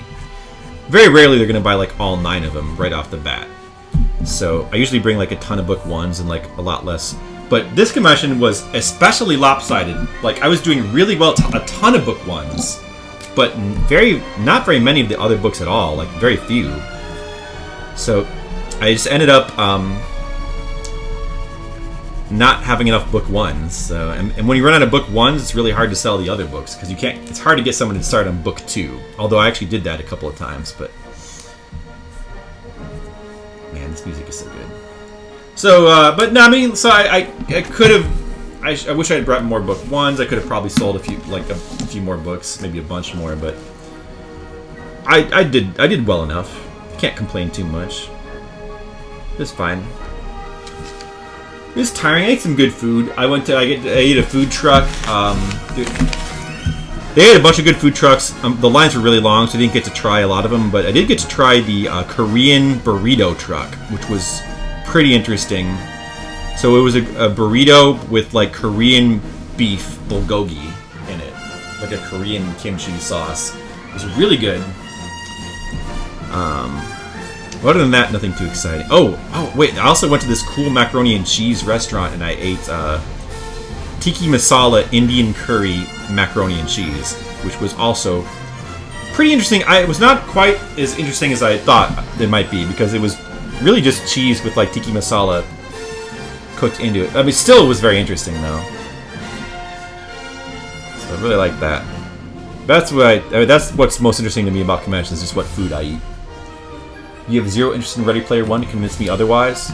Okay. Well, it seems like a cheap nostalgia cash grab. Well, listen. A lot of people are saying that it's a cheap nostalgia cash grab, and I don't understand why people think that, okay? So, I did not eat any Lion Burgers, no. I don't know, I don't get it. Here's the thing. If the movie was bad, then it would be a cheap nostalgia cash grab. Yeah, it has a lot of nostalgia, but it's also like just a really good movie. I don't understand why some people are negative on it, you know? It's really well done. Do you ever notice how, like, you go to Skittles, you see movies, right? You see like popcorn movies? You go to see like new popcorn movies? You go to see superhero movies or other action movies? Do you do that?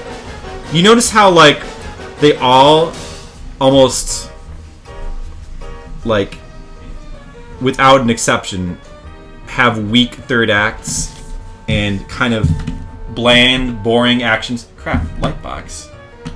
You ever notice how, like, especially with superhero movies, there's a lot of third act problems. Like, a lot of the time it kind of devolves into like an orgy of special effects. Well, Ready Player One really does not do that. Seriously, go see Ready Player One, and yeah, it is cheesy.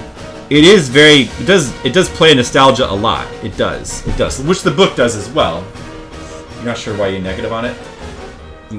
I mean, I think a lot of people have the same reaction. I think it's because, no, I mean, I know why. It's because at this point, with like a lot of things like Star Wars, The Force Awakens, and like other, a lot of people are very skeptical of things that play on nostalgia, because we've had so much nostalgia stuff kind of rammed down our throats. Like, oh, remember the 80s? Remember this? Remember that? Wasn't that great? Here's some. I can understand why people would have their guards up, but this is something we haven't had in a while, like a classic Spielberg style action movie, and it's really cool.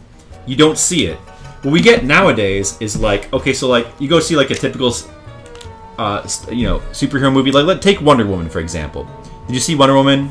That movie is okay. You know, a lot of people liked it for some reason, but it has a terrible third act. Like many superhero movies, like it's just kind of devolves into like this orgy of special effects, where like the good guy and the bad guy just kind of shoot lasers at each other, and then like the good guy just kind of wins, right? And that's like, you know, and there's like no thought. Okay, you're not the biggest Spielberg fan. You think he's made a good film in the last 20 years? I don't think I would agree with that. But that's, I mean, yeah, most of his really classic great movies are from the 80s. It's true. I think he's made good films in the last 20 years. War of the Worlds was a genuinely good movie. If you saw that one from back in the 2000s, that was a good movie. It was very effective. It wasn't like the best, but it was very good.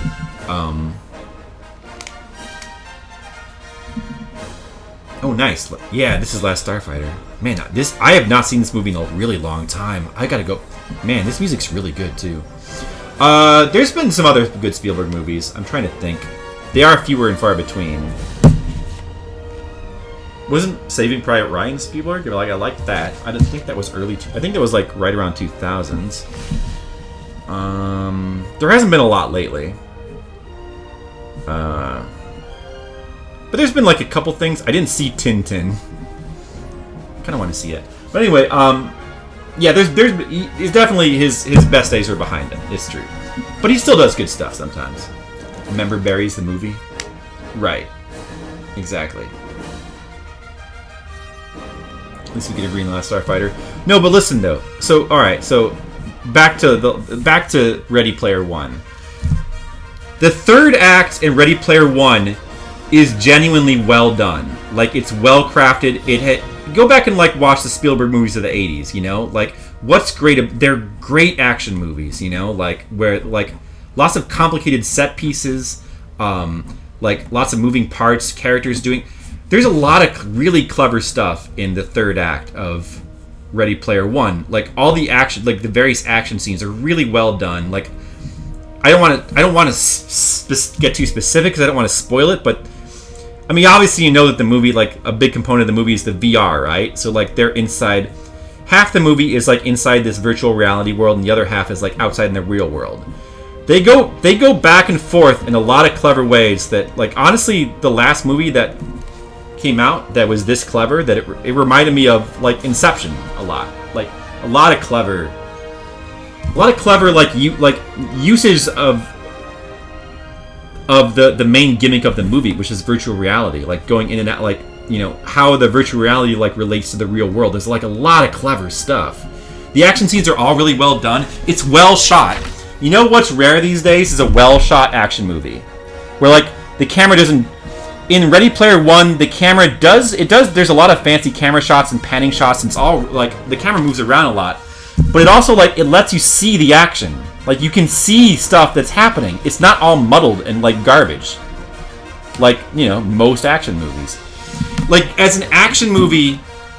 It's got some really good stuff, and you know, the nostalgia stuff is well done. It does play on nostalgia. It relies on nostalgia a lot, you know, it does. But it's just a really competent, really well done action movie, and those are rare, especially like for like a popcorn movie. You know, I mean, there's some things like The Raid and like John Wick and stuff like that are like good martial arts action flicks. We have that, but there's nothing like Ready Player One. The stuff like that doesn't get made anymore. Yeah, Raiders of the Lost Ark, Jaws, Schindler's List. Not much other Spielberg stuff. Oh, hold on. There's more than that, though. What about E.T.? You don't like... E.T. is a great movie. Oh, what is this?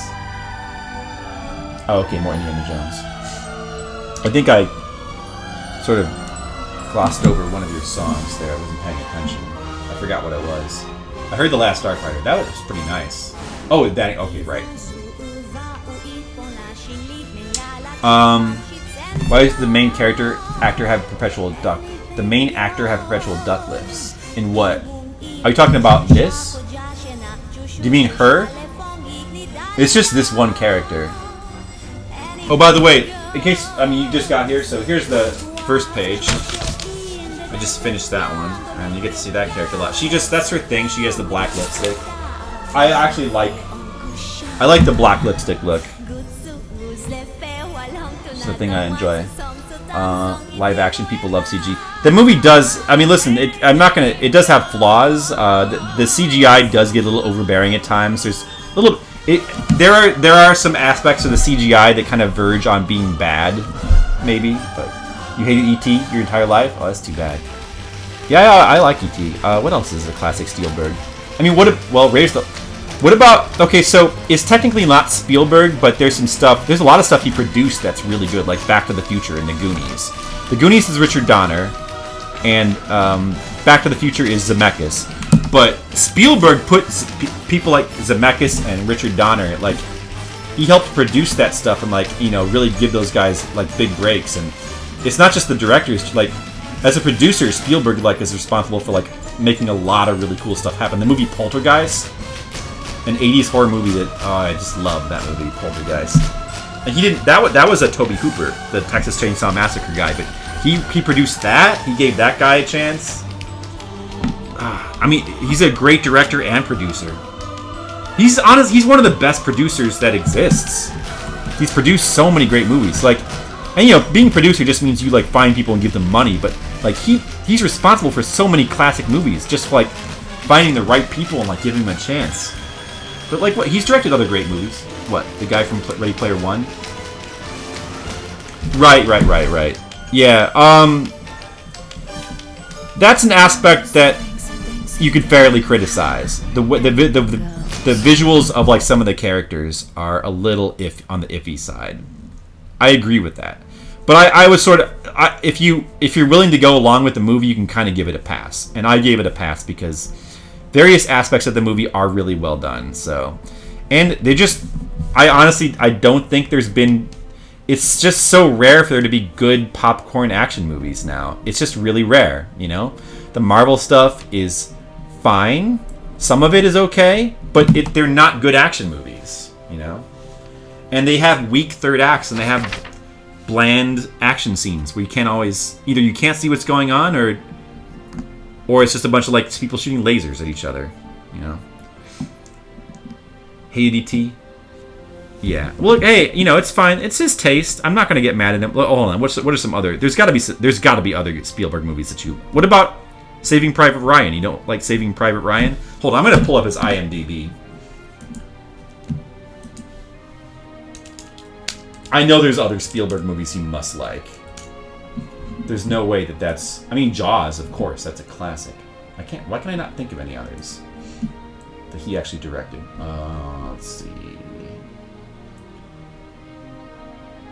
Well, I mean, the other Indiana Jones movies are good too. Twilight Zone the movie. Close Encounter. What about Close Encounters? Oh, the movie Duel. Have you ever seen the movie Duel with the truck? That's like a very early Spielberg movie, but that's really good. That's an excellent suspense movie. That's a movie where basically a guy it's like a very early road rage movie, where a guy like is basically getting stalked by a guy in his car is getting stalked by a guy in his truck. Fantastic movie. You should, if you probably haven't seen that. If you want to see a really good, underrated Spielberg movie, it's maybe as good as Jaws. Well, it's probably not. It's not as good as Jaws, but it's like kind of right up there. Really good, underrated movie. There you go. See, I knew there was something else.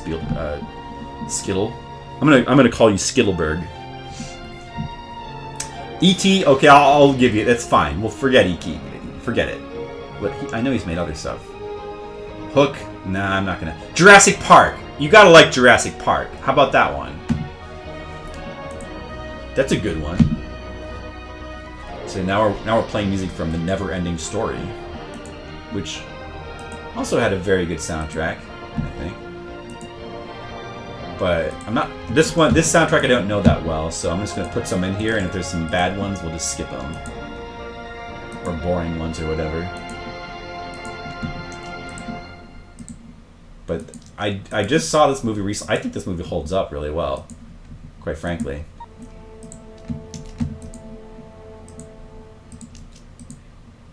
What happened there? I don't know. Did I skip that by accident? That was Spielberg? What, Duel? Yeah, Duel is Spielberg. Oh, Jurassic Park? You didn't know Jurassic Park was Spielberg? We had a 45-minute conversation about Duel, did we? Oh, sorry. We did? Wow, I don't remember that. Really? That seems like something I would remember. You might be confused. Are you sure? That doesn't sound... I feel like I would have remembered that. I mean, but sometimes I forget things, so maybe it's me. Or maybe it's Maybelline. Just throwing some more music in here. The acting story was pretty dumb. Okay. I love the movie. I mean, yeah, there are parts of it that are dumb, of course. Unix! It's a Unix system! I know this! Yeah, there's parts that are really dumb, but they don't matter. It's a great movie.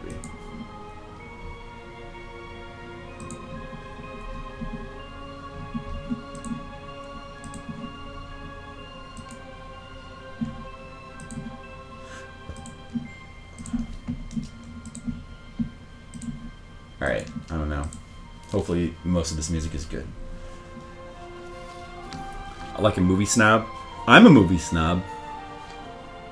I'm kind of a movie snob. I mean, I guess I am. I can't help it. I wish I liked more stuff, but I don't. It was Duel you're surprised about. Ah, okay. Yeah, that was a Spielberg movie. Well, I'm surprised that you... I mean, I'm glad that you guys have, like, multiple of people here have seen Duel. That's cool. It's a cool movie, isn't it? There's a lot of movies that Spielberg was, like, involved in or produced. You know, like, I mean, he's involved with stuff like Back to the Future and, like I said, The Goonies and... Gremlins. Gremlins. He's involved. He produced Gremlins. That's another one. Joe Dante. Another like classic movie that exists because of Spielberg. It's a Joe Dante movie. But, like all these movies, like Spielberg kind of had. You could tell that he had his hands on them because they have all these movies from different directors. Kind of have some of his touches, like Gremlins, The Goonies, Poltergeist. He's awesome. What else does Spielberg make? Let's see. Jurassic Park, Saving Private Ryan, AI. Minority Report was a very good movie. Catch Me If You Can. I still never saw that. Terminal. I like The Terminal. Munich. War of the Worlds was good. Crystal Skull, not so good. What else? Tintin, I heard was good, but I never saw it. War Horse. Lincoln. I didn't see those. Bridge of Spies. You know what? What's the BFG? Never heard of that. Anyway, I like Ready Player One. I enjoyed it, and I usually when I go to the theater these days, and see something new that's like a popcorn movie, I usually hate it. So it's rare. Jeff Goldblum was at home blinking at your movie critiques. Well, it's you see, it's chaos theory. Yes, it's trying to do my. It wasn't in theaters. It was a TV movie. It was. I never saw it on TV. I saw it later on home video.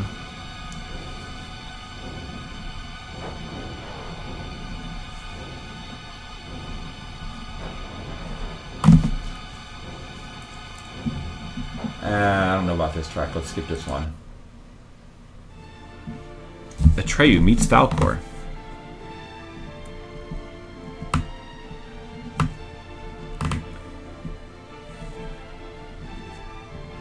I should just play the theme song from this movie. It's a good theme.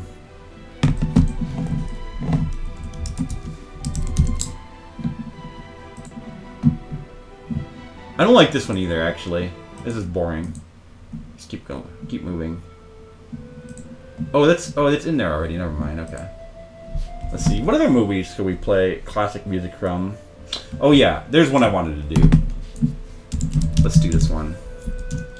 This soundtrack is great. And this is one I think that not as many people know about. This is another like Zemeckis movie that I think Spielberg... I don't know how much of a... He probably produced this one too.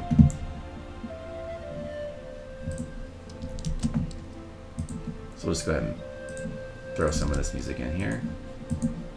I don't really like this one either. This is kind of boring. This I like. This music is great. Like the mystery music from this is the track that like I remember.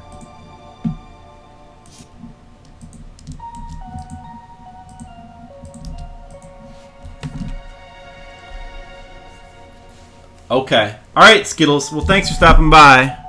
Thanks for talking Spielberg with me for a second. Good night, Skittles. Hopefully I'll see you tomorrow. I'm going to try to stream tomorrow. Play some video games. Oops. Probably, I'm thinking we'll probably do more Zelda, so you'll probably like it. You're looking at... Hey, Chris H. Games. How are you doing? I didn't say hello to you. Sorry. Let me see if Spielberg had anything to do with Alf. No, Spielberg doesn't have anything... Now, that's a connection I don't think exists. There's no Spielberg-Alf connection, unfortunately. If there was, Skills would be all over that. Like, I love Spielberg.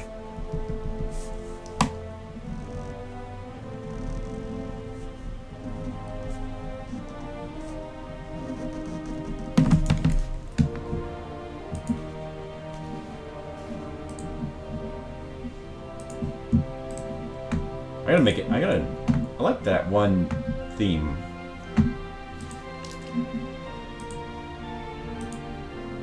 Gotta make sure I have to download that later.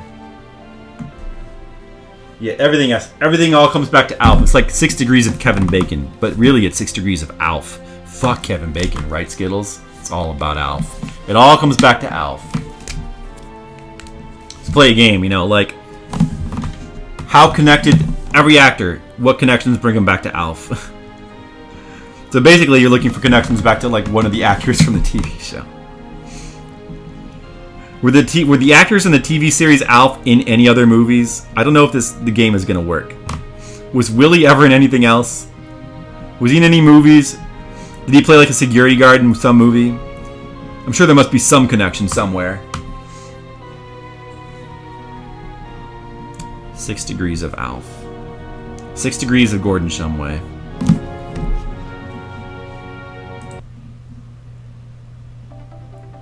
Oh, here we go. Yeah, this is a good one too, this song. I guess there's really only like a couple of really great tracks on this soundtrack. But the ones that are good are really good, so... Good soundtrack here. Not one of the most classic 80s soundtracks, but... A nice... got some really nice tracks. Like, this is really good. Right here, I think. This is a strong piece of music. It's better than anything in Ready Player One, which still has better soundtrack than any Marvel movie ever made. Well, any of the Marvel movies that Marvel made, anyway. I mean, what would we... Yeah, no, not just any Marvel movie, I guess. They all have bad music, don't they? I don't know. Maybe I gotta see Thor. Maybe Thor: The Dark. Well, no, I'm not counting sound. I'm not counting like songs. I'm counting only score. I'm not talking about. I mean, obviously, Guardians of the Galaxy has really good song choices and it's really cool. But those are songs. It has a horror. It still has. It might have a good soundtrack. It still has a horrible score.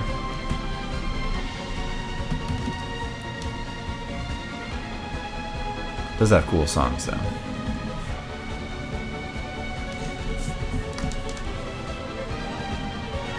Alf probably had good music. I don't remember. I actually watched a lot of Alf when I was a kid. I really did. I watched that show. That was one of the shows I just sat down and watched every week. Along with like a lot of other dumb sitcoms. I would watch them all. Not all of them, but a lot of them. My favorites were Cheers and Night Court. Those are ones that probably like still hold, maybe kind of still hold up.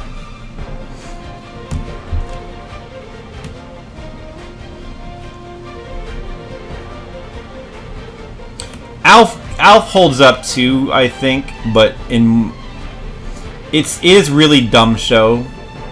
Is Skittles gone? Okay, we can talk real talk about Alf. Okay, let's be honest. Alf is not really a great show. Don't tell Skittles I said that. It's not, but I think it would be entertaining to go back and watch because there's some so bad it's a good kind of quality to it. And also like Alf, the character Alf is genuinely awesome. Like I love Alf the character. He's hilarious. He's kind of like Garfield to me. He's just like a hilarious character. I love how like he kind of makes fun of everything around him. I've always loved characters like that, even as a kid. And, and Willie is a great foil for him because Willie is just such a schmuck. You just kind of like he's always like, Alf, oh no, what are you doing? Don't eat the cat, Alf. And you just kind of like that relationship is funny. The rest of the characters on the show, zeros. The actual writing in the show, bad. It's a dumb sitcom. It's like one step above Small Wonder, really. Ooh. Music sounds interesting. But yeah. But yet so it's kind of a so bad it's good kind of show to go back and watch. Now I don't know if it really holds up that well, but Alf is just such a great character that you want to like it. It's the Alf real talk. I think. I don't know, I haven't really tried to and when they bring back Alf every once in a while, the guy who I forget who voiced Alf, once in a while like goes in the talk shows and like brings Alf back. That stuff is all gold. I love the Alf character, non-ironically, but the show itself a little bit of you have to like partially ironically like it, I think. And I don't really remember this music from the movie, but yet it still actually sounds kind of good.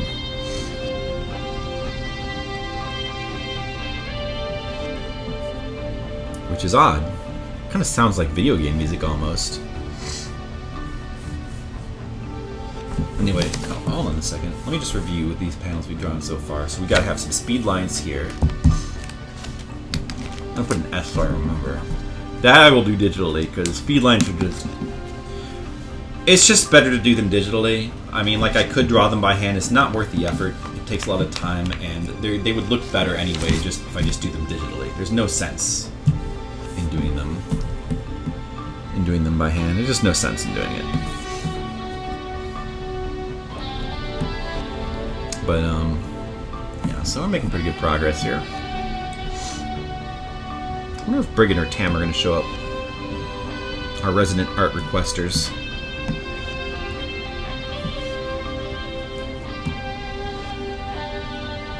You know, it also had good music, Bill and Ted. That's like, I think that's 90s though. Oh man, I love the Bill and Ted movies are so good. They're such good movies, like genuinely good, like just awesome, entertaining movies. They had good music too. And even Bogus Journey, which people at the time was kind of underrated, but that movie is, in hindsight, really... I actually think it's even better than the first one. It's a great movie. I remember seeing... And in fact, I remember seeing it in the theater. I remember going to see Bogus Journey in the theater, like, multiple times and just, like, loving it. Man, it was so good. And, like, I remember it, like, kind of passing under the radar. Like, nobody was really... Everybody talked about how much Bill and... Like, Excellent Adventure, what a great movie that was. Everybody talked about that. Nobody really talked about Bogus Journey for some reason. But it was such a good movie.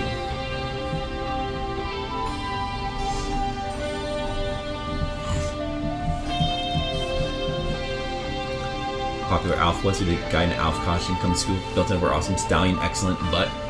Oh, station, excellent butt. Right. Station. That's right. Station. He didn't need... Wasn't Station basically like a big Pokemon? Because he only said his name, right? Am I remembering? Didn't he just go like, Station, Station, Station? He was basically Pikachu. Station. Station. And then there was a Grim Reaper. B7. You have sunk my battleship. You have sunk my battleship. I'm trying to remember other Grim Reaper lines. Grim Reaper had some like quality lines. Oh, this is the Sadness song. I remember this from the movie. It was pretty good. This is not the best 80s soundtrack, but it's got some nice tracks. The theme song is the best, though. Oh, you know what else? I guess Labyrinth counts as an 80s movie, too, right? That movie's really good, too. Classic David Bowie. That's another thing the 80s had going for it, David Bowie. I mean, technically he's also 70s, and certainly he was still working in the 90s and 2000s, still doing pretty cool stuff. I think there was some cool stuff in the 90s. But the 80s Bowie was... That was quality Bowie. That was choice Bowie. First it was two smaller ones, and they morphed into the big one. Right. That's right. And it was like all gross, too. It was like, oh, and then like they were like, ew, that's gross. Yeah, I remember that. Just like for no reason, they like made all gooey. Melvined. Sorry. Oh, that's right. Sorry. They Melvin me. That's right. That's right. Melvined. Remember when they were like their evil clones were like dragging them up the side of the mountain, and it was like the same exact mountain as the episode of Star Trek that they were watching on TV earlier, and it even plays the same music, like the classic Star Trek. Did I say Star? Hopefully I said Star Trek and not Star Wars. The classic Star Trek fight music, which I don't remember, like dramatic music. That's good. And now I'm gonna do my Tommy Boy impression. Remember when in that one movie when like that happened? That was cool. Apparently, was that Tommy? No, that wasn't. Was that Tommy Boy? No, that was just the Chris Farley show. That wasn't Tommy Boy. Tommy Boy was his movie. That was just the Chris Farley show. It was just Chris Farley. That show was spawned simply because supposedly that was the way. The joke was that was, in case you don't know, because it wasn't really spelled out on the show, but The joke was that was the way Chris Farley was around actual celebrities. That was the joke, that like Lorne Michaels and them, like they were like, Chris Farley is really embarrassing around celebrities. He'll just be like, hey, Eddie Murphy, remember that one time when like you were in Trading Places? That was cool. Hey, Paul McCartney. Oh, remember that one time you were in the Beatles and you guys played those songs? Yeah. So apparently, that's the way. Supposedly, the rumor has it that that's the way he was around actual celebrities, and people thought it was funny, so they made a bit around it. Supposedly, I don't know. That's what I heard. But I like that story, so I'm gonna pretend it like that's real.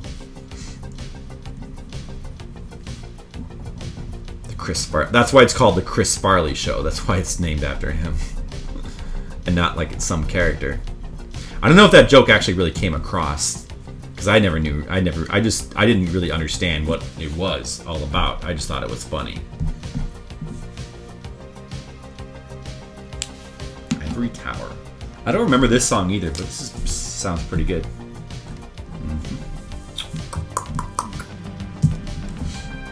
Sorry, I'm moving the page around a lot. It helps me draw the curved lines. It's not great for streaming though, I know.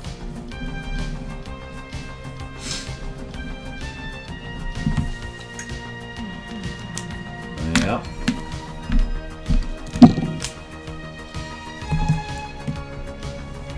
There's some classic 80s movies. I want to hear from Bill and Ted.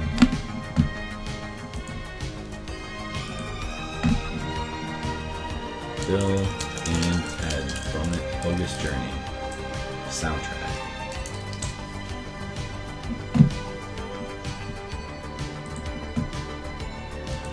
Neverland for the Love of Music, Bill and Ted's Bogus Journey missing track. What's that?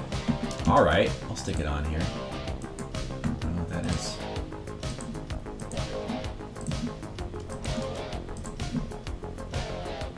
This track is decent. Not like the best or anything, but...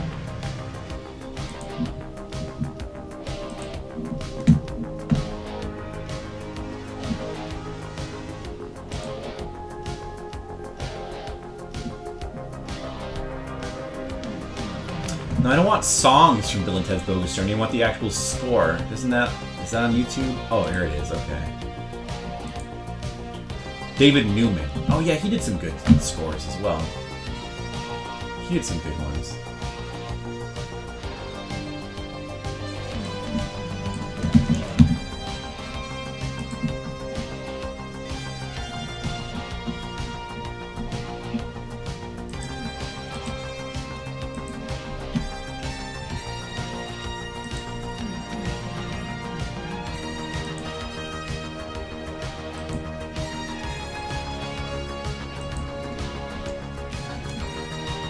Alright, we're almost to the Never Ending Story song.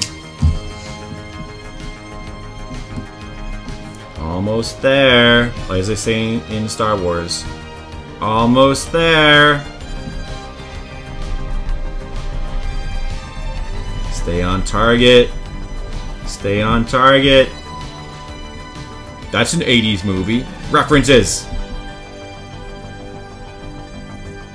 The Member Berries. Man, I don't want everything to be about nostalgia, but hey, it would be nice if stuff like some of the stuff that was really good in the 80s, like I don't know, just having good soundtracks could come back. That'd be nice, you know? It doesn't have to be, they don't have to be exactly how they were in the 80s. They just have to be like, just, you know, use leitmotifs, bring back, have themes. Those are things that could be done. Here we go. This song is very 80s. But you know what? It's fantastic. See, this is the kind of thing, like stuff like say the 80s nostalgia stuff, like some of the shows like Stranger Things. This is like they're going for more like a more Stephen King 80s like kind of vibe, but this is like they need to bring back these. They need to have like Stranger Things should have a cheesy theme song like this. Just make a new one. It's possible, like that's what I would like to see them do more of. But a lot of the '80s nostalgia stuff they don't quite nail it, in my opinion. They're missing stuff like this, a cheesy theme. It's essential. It's not really '80s without this, you know. But this is so good, though. It is cheesy, but it's so good.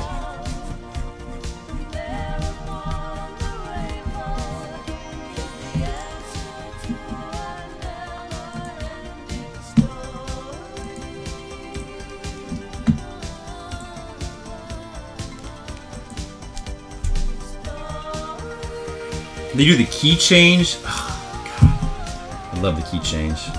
Do you guys ever see the that Halloween special that came out I think it was a year ago or maybe 2 years? The Michael Bolton Valentine's Day special. I think it was called. What was it? The big was it? Michael Bolton's Big Beautiful Halloween or Valentine's Day special. That was very funny. Very good.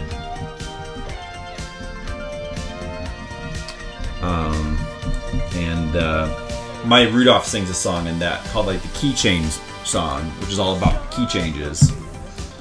And it's brilliant. I love key changes. I'm a sucker.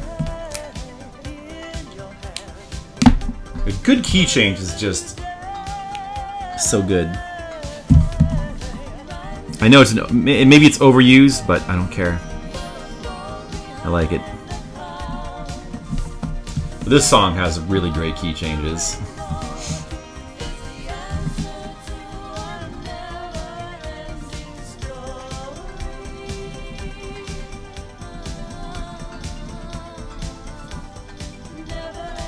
See, maybe there's one coming up right here. A key change. Hold on. There. No, not yet. Hold on. Come on, do the key change again. Or maybe they only do it the one time. Yeah, I think they only do it the one time. Oh, that's too bad. I love that key change. Oh, anyway. Michael Bolton, the singer. Yeah.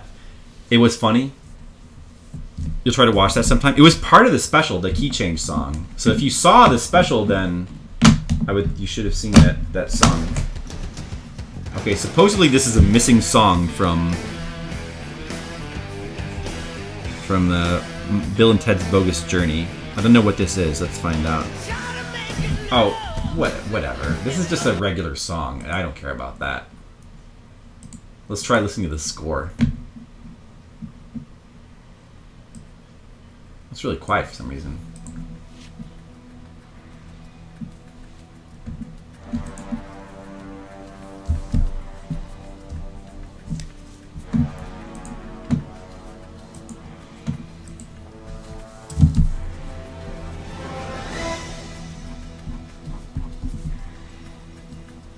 Well, I haven't seen this movie in a while, so I don't remember which tracks are good.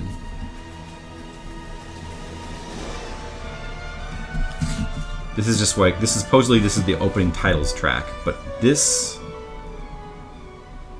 I do remember there being good music in the movie, but this is not it. So I don't even remember this music, and it's supposedly the opening titles music, which is weird.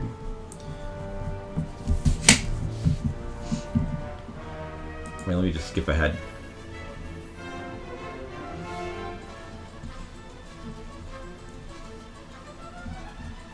Oh, I think this is the part where it's they're showing the University of the Future, I think. This is pretty good. Pretty good soundtrack right here. I think this might technically be early 90s. I don't think this is 80s. Early 90s was still good. There's still good stuff. The beginning when Bill plays, that old lady freaks you out. It's so creepy. When Bill plays that old lady, at the beginning, Bill plays that old lady. I don't really remember that. Are you talking about Michael Bolton's Valentine's special, or are you talking about Bill and Ted? Plays the old lady. I don't remember that. Anyway, let's go to another. This is a soundtrack that is maybe a little bit more obscure nowadays.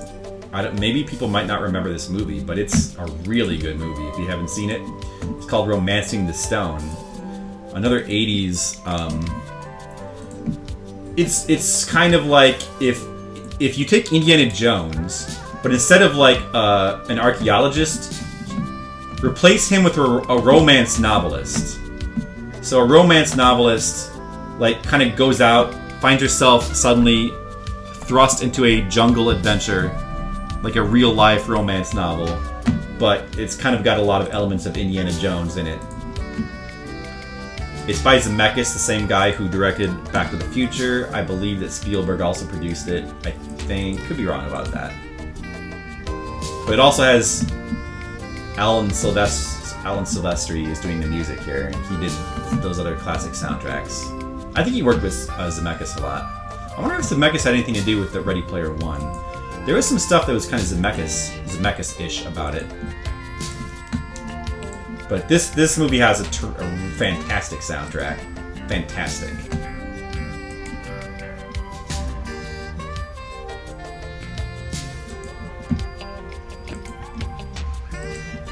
Damn, I want to rewatch this movie again. It's just so good. Hey, Late Night Retro is auto-hosting me for up to 4 viewers. Hey, Late Night Retro and your viewers. What's up? Sorry, I'm just I'm doing art and playing 80s soundtrack music right now.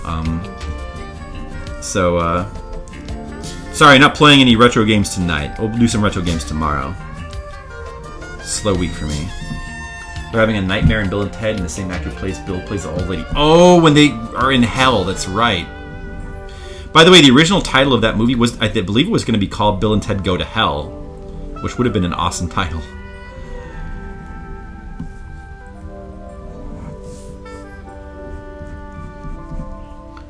It doesn't quite go along with Bill and Ted's Excellent Adventure as well.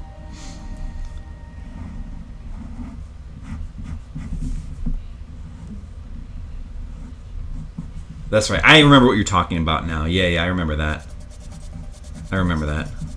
When they're like, it's not like, yeah, they're going through the memories in the hell sequence. That was pretty good. That was funny and definitely creepy and weird. That was great.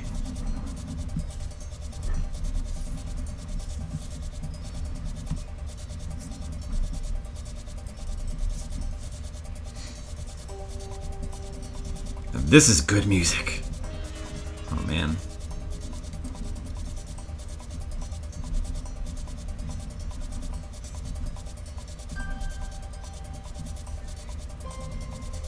Yeah, I just remember, like, this is like the beginning of the movie. Like, there's some weird random kid is like, he has this bolo and he's just kind of like, right now he's like whipping the bolo around, and he like just bolos this lady who is like trying to get into a car and drive away. She's got like some sort of thing, and then like this like little 11-year-old kid who boloed her. He just jumps in the car with her, like, she's slumped over and unconscious. He's, like, driving through the city to this music playing. And it's awesome. That's how the movie starts. It's awesome.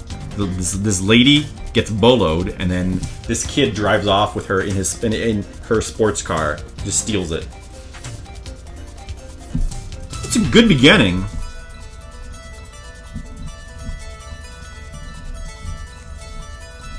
Man, this music is so good. This is really good music. I mean, maybe it's not quite as good as Indiana Jones: Raiders of the Lost Ark. That's listening to that soundtrack again. It's like, wow, that is an amazing soundtrack. This is one of the best of all time. But this is really good though.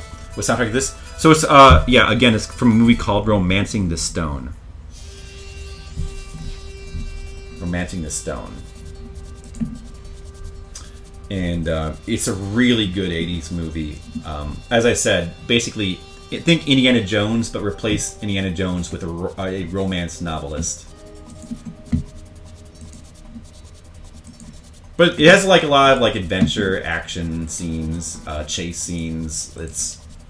It's a lot of the movie like takes place in like jungles. There's temples. They like go searching for like ancient treasure.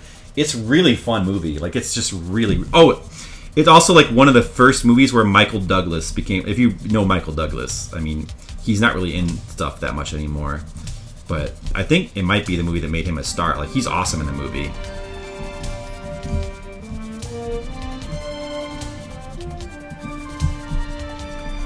And the soundtrack is really good.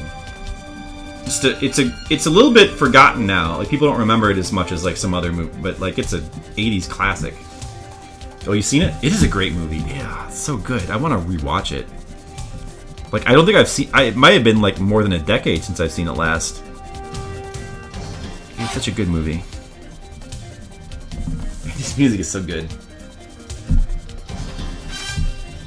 All right. I think I drew her finger a little weird, but oh well.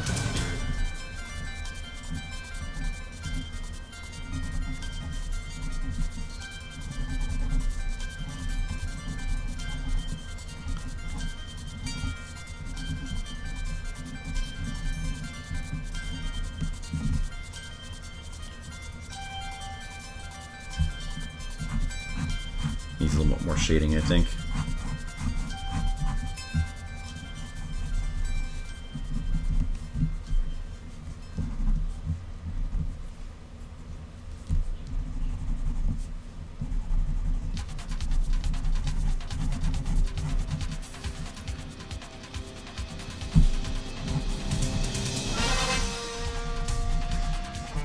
Just listen to how good this music is. It's ridiculous.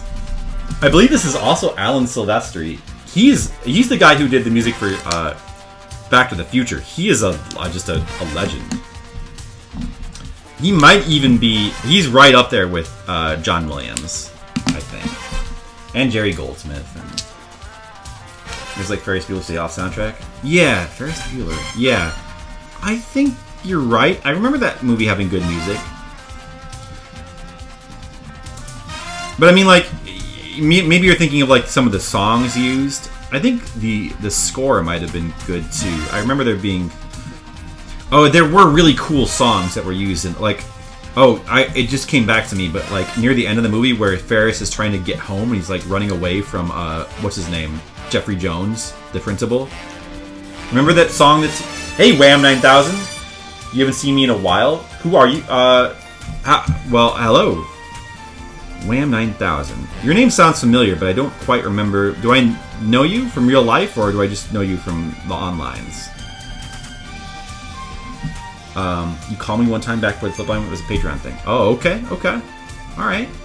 Well, good to talk to you again. Good to talk to you. Always.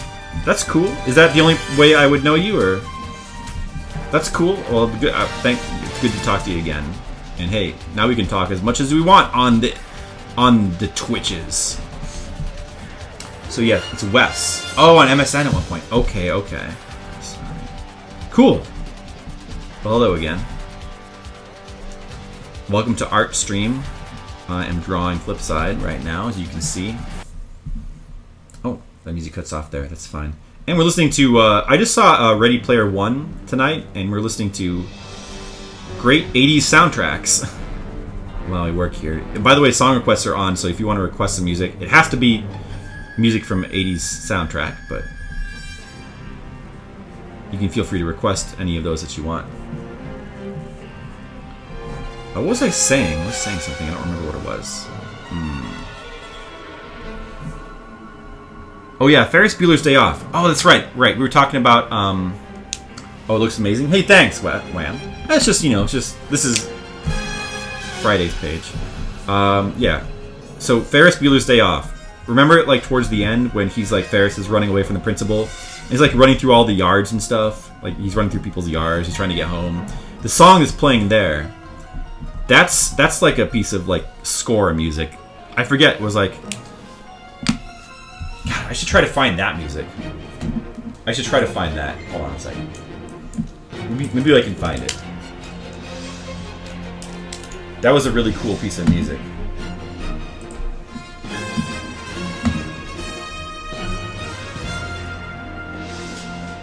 Let's see.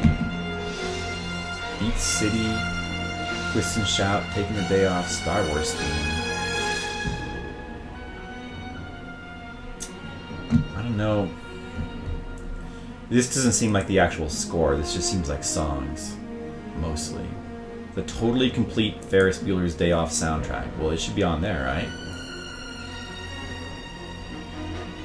Ferrari theme, John Williams score, Donkey Shonen, Twist and Shout, Radio People, Taking the Day Off, The Edge of Forever. I'm not sure. Maybe we can just kind of like go through it.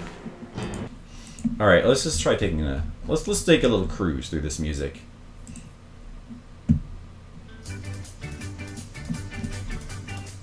Nope. Why is that there?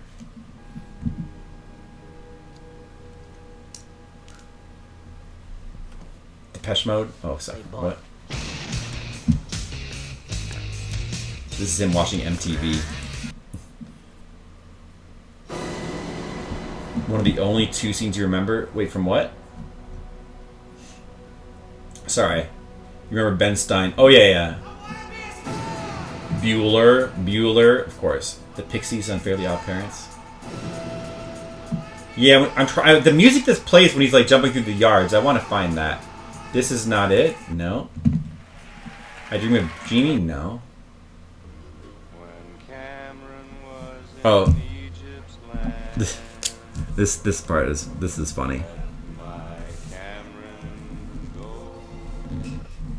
It's a cute little moment there.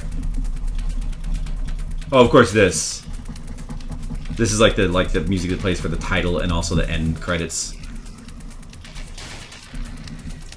I mean, this is great too.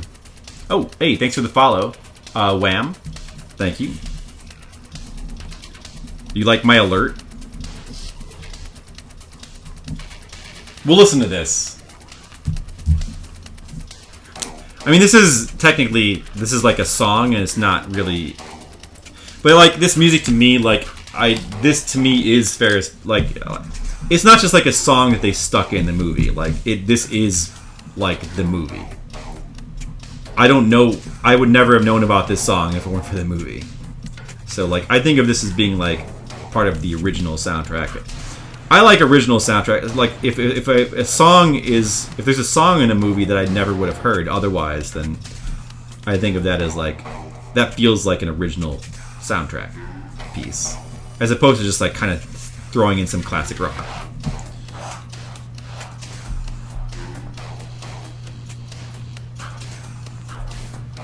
Boom, boom. Song by Mars is one of your all-time favorites. By Mars, which the one that we just played. Oh, sorry if I skipped it. Is the stream gone?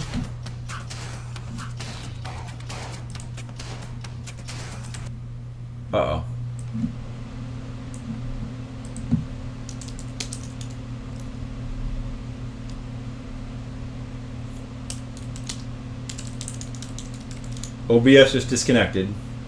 I think it's reconnecting. So hopefully the stream will be back. Oh, there it goes. Okay.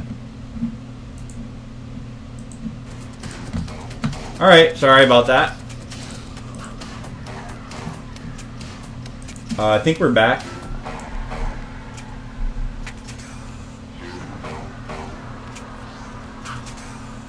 It happens, It's okay, it's fine.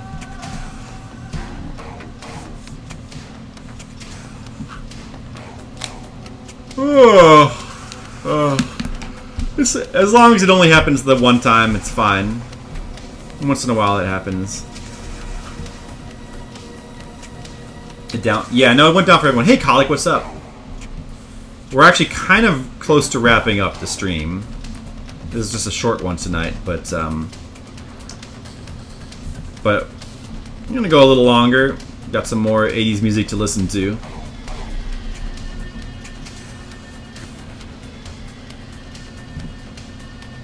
How are you doing, Colic? I had a busy week. You know, I just got back from a convention, as I said before. I just got back from Matsuri Con. And next weekend, I got another convention. I'm going to be at Anime Detour, so I'm going to try to stream tomorrow. And after that, that's going to be it for this week. Next stream will not... So the next stream will be tomorrow, and then after that, not till Monday. Unfortunately. Alright. I'm trying to find a piece of music on this Ferris Bueller soundtrack. Trying to find the music when he's like running through the yards. This is not it. Let's keep going. I don't think this is it either. I saw the pun. Which one? Sorry, I'm trying a little distracted. I did not see the pun. Okay, that's not it. No. Oh, it's, yeah, that's in that fancy restaurant. Star Wars theme when they're like driving the car. For some reason, the Star Wars theme again. Dream Academy. Oh yeah, this plays when they're like running, when they're like looking at the art museum. Wait, yeah, let's listen to this. I remember this being like cool. Like, this was a good musical moment, I think.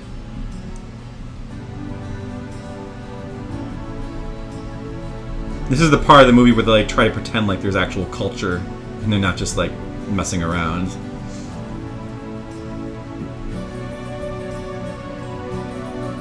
But this is I mean, it's, the music sells it. Like, the music is so good that it really does sell it.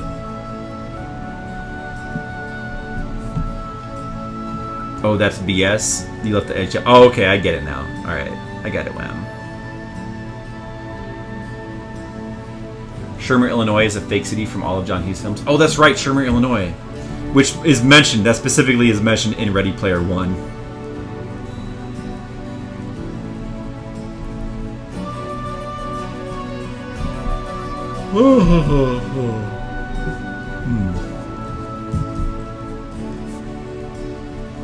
I like this piece of music.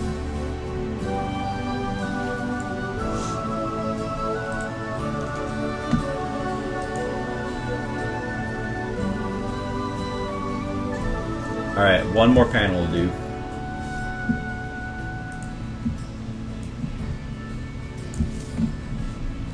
It's like it's a little dark. I guess that's just I guess it's dimming so that it won't. Can't be helped. Yeah, the camera just like auto dims sometimes to not be damaged by the light, I guess, which is probably a good thing.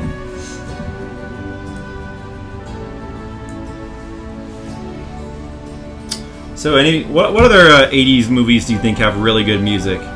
Any other suggestions?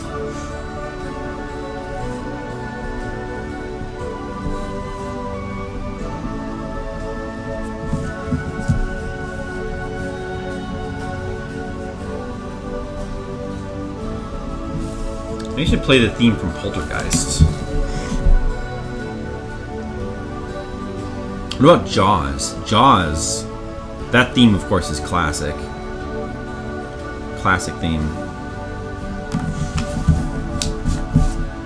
God, there's so many. If you really start to think about it, there's so many like just classic, amazing pieces of soundtrack music from the '80s. There's so many, like all, not all, but like so much of the great music is just from the '80s. Donkashane. Oh yeah, I mispronounced it earlier. Of course. What do you think Ferris is gonna do? It's gonna be a fry cook at Venus.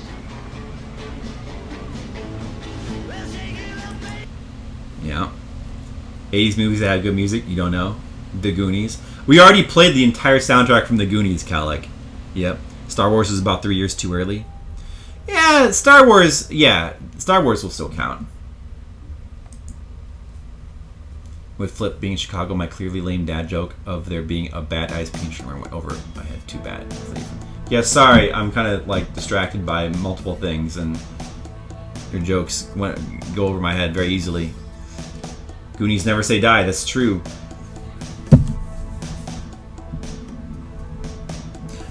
Because up there, it's their time.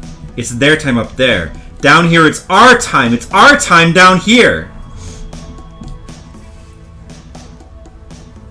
Would have been a bit of music anyway. That's all over once you go up Troy's bucket. Guys, I got a great idea. Slick shoes. Slick shoes? What are you, crazy? Booty traps. Booty traps? Oh, booby traps. The Brat Pack movies. Are those really 80s? I think of those as being like more 60s and 70s. I don't remember this music from the movie. Alright, let's keep going. I'm trying to find the music that plays when he's running through the yards. How could that not be in here? Like, it's gotta be, right? How could... The music when he's like running, like at the end of the movie, when he's like running through everybody's yard trying to get back home. Where...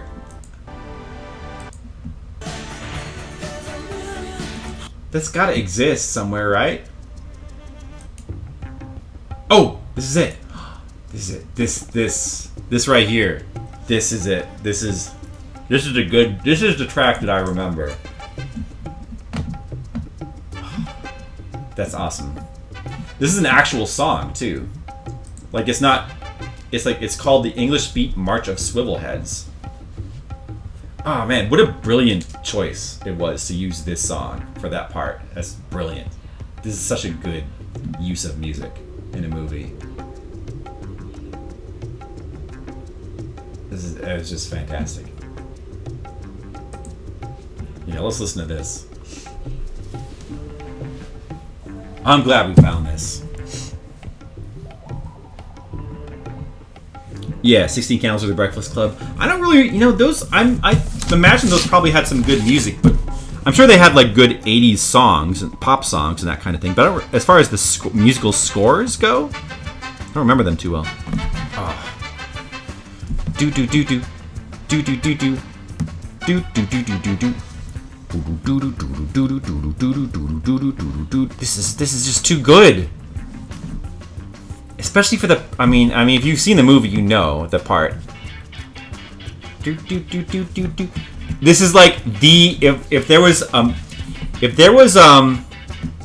heaven, there was a God, and so we went to God and we said, can you please deliver the perfect music for a man running through people's yards, jumping over their swimming pools and trying to get home, so that he can continue to like fake his parents out and not be discovered, not to get busted, that he was actually... God would say, I have given you the perfect piece of music. It would be this. It would be this music. Maybe an 80s Disney movie then? Yeah, maybe. I don't know Disney movies from the 80s.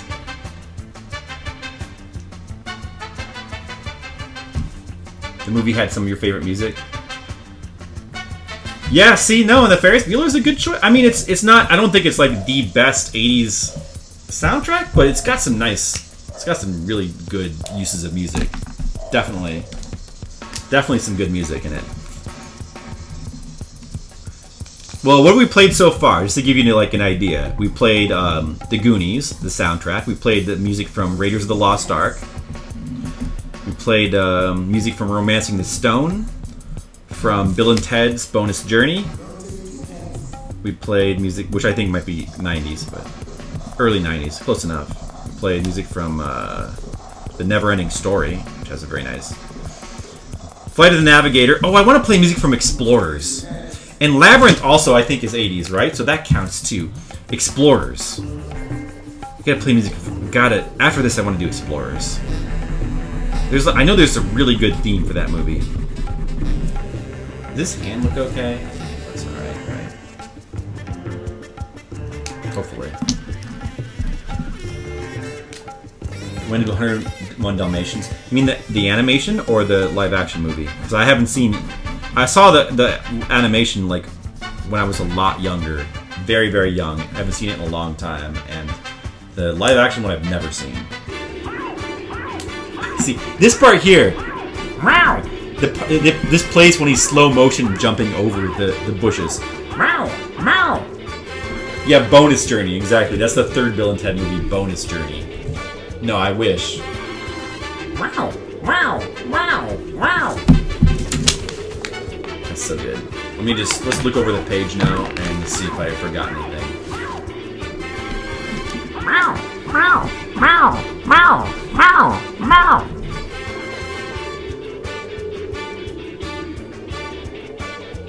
Do do do do do do do do do do do do do do do do do do do. Boom boom boom boom boom boom.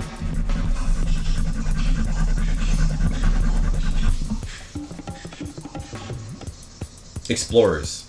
Yeah, River Phoenix. Remember that guy? That was the tragedy from the 80s. The actor who died too young. He was the Heath Ledger of the 80s. That was a good movie too. The ending, I never really liked the ending, but the rest of the movie is great. Neighbor Totoro was out in the 80s. Yeah, well, that's anime. Anime has always had good soundtracks, even now, and so that's a different thing. I don't count anime. 80s movie soundtracks are like, it's a different thing. Anime soundtracks are always good. I said it before and I'll say it again. Life moves pretty fast. Yeah, it does. All right, right. So what was I gonna do? Oh yeah, explorers. Let's just look for the theme. Let's just look for the movie theme. It's a Jerry Goldsmith. Oh man, he did the music from the movie Alien, which is the first Alien is technically from late 70s, so it doesn't technically count, but it's amazing score. That's fantastic movie score. But this is from Explorers, which is a legit. This is 85. This is 80s as you can get. My Little Mermaid was in 1989. Yeah, that was like Little Mermaid was like the start of the Disney musical magical princess movies. I think I remember that being like the start of them. So to pick 80s films because all the great ones are just John Williams. Yeah, but see, that's not really true. Like you might think that, but once you start delving deeper, like John Williams, he did some of the best ones. But there's also, what about Back to the Future? Back to the Future has an amazing soundtrack, and that's Alan Silvestri. Also, Goonies is Alan Silvestri. Alan Silvestri is, he's maybe just as good as John Williams. And then you have Jerry Goldsmith. There's a couple other, Danny Elfman. What about Pee Wee Herman's Big Adventure? Beetlejuice? I'm not sure about Beetlejuice. Pee Wee is definitely an 80s movie, and that's a fantastic, amazing soundtrack. And that's Danny Elfman, back when he was good, long time ago. How about Top Gun? Nah, see, Top Gun, we're thinking specifically music scores. Top Gun, when you think of Top Gun, you think of like the songs. Those are songs that they just kind of put in the movie. That's not quite the same. I don't know. Maybe if the songs were made specifically for the movie, then I guess they'd count. But I don't know if they were. Well, Danger Zone. Was Danger Zone made for Top Gun? I don't know, actually. See, now this is a really good theme. Little Mermaid revived Disney's animation department. Right. You agree with all that? Just meant to pick the ones we haven't listened to yet. Oh. Well, what John Williams... I mean, there's Star Wars. Star Wars is technically... It starts in the 70s. I believe the first one is 77. But the Jedi might be the early 80s. I'm not sure. Ghostbusters, yeah. Ghostbusters is a fantastic soundtrack. That's a really good one. Oh, this track is 14 minutes long. You can't really listen.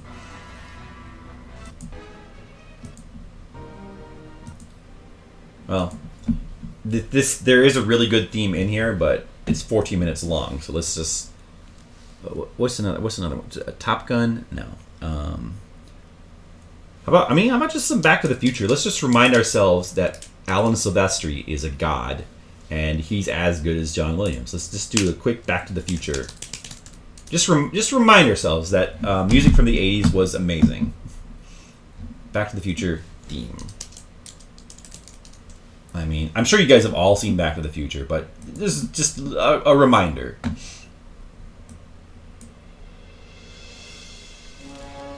And this is the guy right here who did the music for the new movie, Ready Player One. It's not nearly as good as this, but it's okay. It's got okay music. Hey Gecko, what's up? You're here just as we're like kind of wrapping up, but I want to listen to a couple more songs. All right, just did this page. We got 2 pages done. We did this one. Here, maybe I'll draw something else. Let me get some like board, and I'll do a couple more drawings. Ah, my leg feels cramped.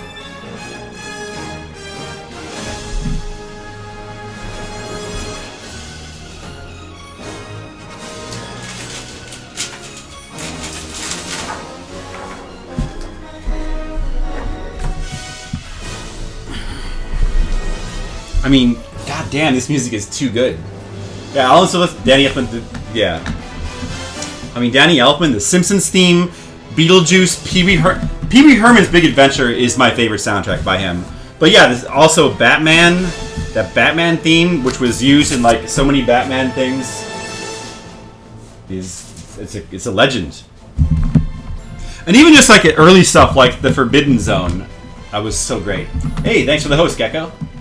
How are you doing today, Gecko? Godfather soundtrack? That was a good one, too. That's another good one. Was that 80s? I think it might have been early 70s. I don't remember. Oh, Batman had a great soundtrack. But that was more of like a song soundtrack. No, wait, what am I saying? It had a great score. That's another really good one. Devo from Who Does Stores? He also did all the Wes Anderson films. Yeah, yeah, I think Wes Anderson movies do have pretty good music. Mark Mothersbaugh. I don't know. Oh, he's from Devo? Don't know him.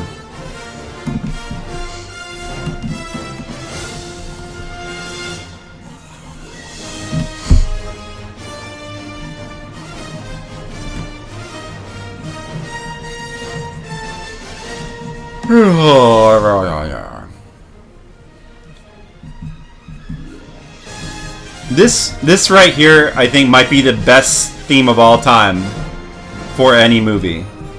I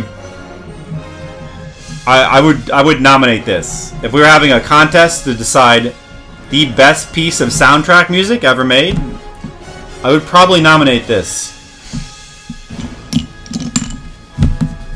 Certainly the best movie theme. Yeah, Terminator 1 is that's really good. That's got a really good. That's another 80s one. Really good theme. And really good music in general. Yeah, that's a real good one.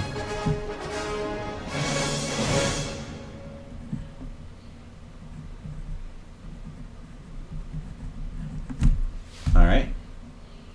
Okay, how about... I'm just going to turn Nightbot off. Well, there's some more... Actually, let's go ahead and play the credit song for Romancing the Stones, because we didn't finish the Romancing the Stones soundtrack. The fuck is this? Oh, there we go. That was a really good one too. Romancing the Stone, awesome music. Hey, Mr. Leo. Hey, you made it. Just before we quit for tonight. Hey, Shauna Berry Blast. Thanks for the auto host.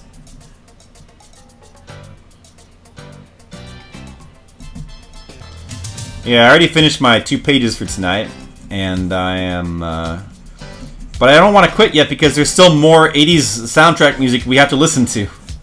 It feels like. Finish strong. Didn't know you were streaming? Yeah, I guess, yeah, nobody knew for like a couple hours. But, usually our streams take a little while to get going.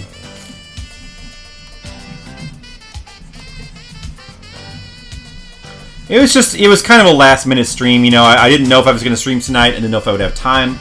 But then I thought, oh, wait a second. I should I should do an art stream. That way I can get my work done and stream at the same time, and I'll be able to do a video game stream tomorrow. Hey, thanks again. Hey, thanks for the resub, Mr. Leo. I appreciate that. Thank you. How'd my con go? It went well. It was a really long drive, 16-hour drive to get to Houston from Chicago, but it was worth it. I made some money, and I'm back now. And we have another convention this weekend. I've got to go to Anime Detour. It's a shorter drive, at least. It's only 4 hours, so shouldn't be too hard. So we're gonna try to do one more stream tomorrow, and then that's gonna be it for this week. If you've never seen the movie Romancing the Stone, see it. Terrific 80s, like, just fun adventure movie. Terrific movie. Oh, excuse me.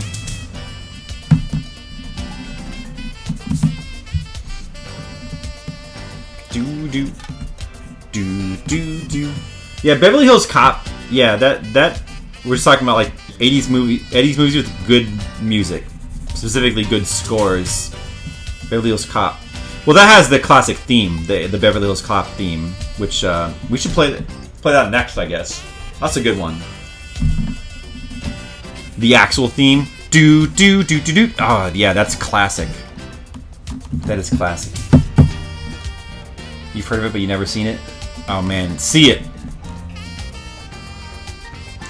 Yeah, 4-hour drive is nothing. I mean, I just drove 16... Even a 16-hour drive doesn't bother me that much. I mean, I'm used to driving long hours. It's fine. So 4 hours is nothing. It's over in, like, a blink of the eye to me. Remember seeing Someone's Always movie that they played on a weekend afternoon? You were too young to be interested in it? Oh, man. It's a great movie. Go back. If you never really gave it a chance, go back and watch it. It really holds up super well. And it's like the quintessential Michael. What's his name? Oh, I forgot his name. That dude. Michael Douglas. It's like his quintessential role, I think. Your mom loved this movie, but you're like, meh. You wouldn't have been old enough to care. Sub-hype! That's right. So yeah, I finished my pages for tonight. I'm just kind of killing some time, drawing some, I don't know. I'll like try to think of a new costume design for her. Let's see, what can we do with this one? Anyway, alright, that's enough of that. Let's go ahead and move on to let's see, what was it? What was the idea? Oh, Beverly Hills Cop theme. That's a good idea. Let's play that. That's a great one. And this song was actually like, I remember this being like a top radio hit. Like they played this on the radio and it was a huge hit, this song, when this movie was in the theater. Imagine that, like, when's the last time that's happened? When is the last time an original song that was the theme for a movie was a huge hit and was played on the radio and everybody like knew it? And like, does that ever happen anymore? No. I mean, no way. Any video game music on your drive to Houston? Yeah, I only listen to like a ton of video game music when I'm driving. I mean, I probably mostly listen to podcasts, but I listen to some video game music. I specifically listen to like some Alicia Dragoon. Yeah, I got a bunch of stuff on my... This is good too. One of the Alien movies was in the 80s. Alien, the first Alien was 77. I remember it because it's the year I was born. Aliens is in the 80s. You're thinking of Aliens, which is a terrific movie with a really good soundtrack. Although, the first Alien still has the best soundtrack of those movies. The first Alien. But Aliens has a great one too. This movie. This is a fun movie. The Titanic. That's not 80s Titanic, and also I'm not a big fan of that song. You're talking about... Oh, right. Themes. Yeah. I guess that was made for the movie. That's true.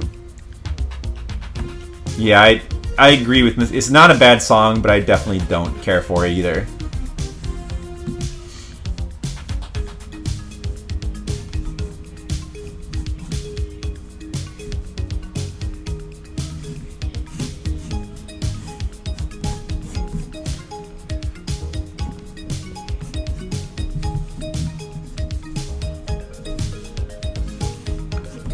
Ooh.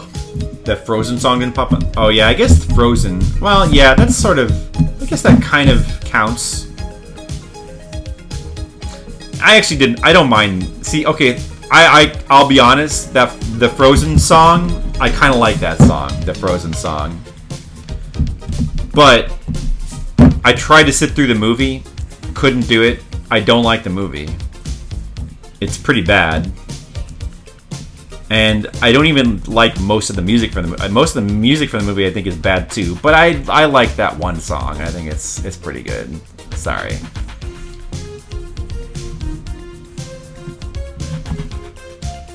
National Lampoon's Vacation music good? Oh, yes, it was. The original, the theme song for that movie is awesome.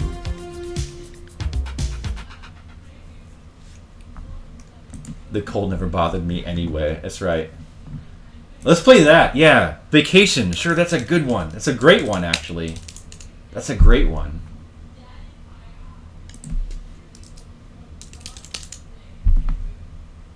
Holiday Road. Oh.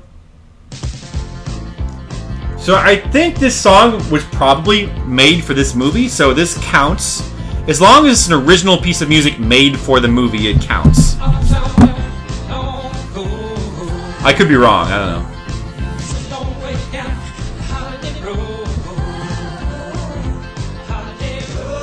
Yeah. Well, I don't. Luckily, I don't have those, so I wasn't forced to watch it. So that would be torture. Police Academy. Oh, Police Academy. I don't remember the theme song. I haven't seen those movies in a long time. I used to like those movies too. Okay. I'm gonna look that up next. So this is the theme for Vacation. This theme is awesome. You know what else has a really good theme song? Is Caddyshack. The comedies from the 80s, like Ghostbusters, Vacation, Animal House, they all had great music, like great original themes. Just great music. I remember Stripes having pretty good music.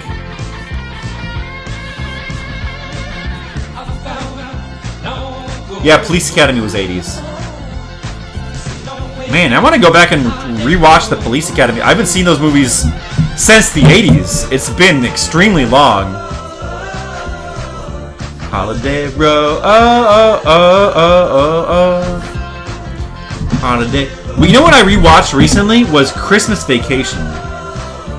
I remember European Vacation being bad, and I always sort of felt like Christmas Vacation was bad too, but then I rewatched it recently. You know what? It's not bad at all. It holds up. It's actually a pretty funny movie. Christmas Vacation. Like it a lot.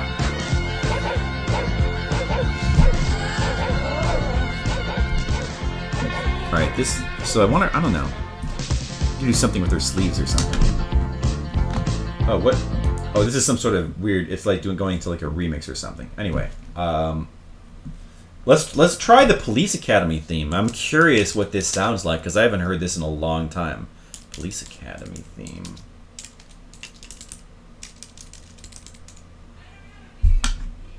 Theme from Police Academy extended version. Police Academy soundtrack, Police Academy March, Police Academy 1984 theme song. That's probably what we want. 4 minutes. Oh, yeah, this is coming back to me. Blues Brothers, that's true. That counts.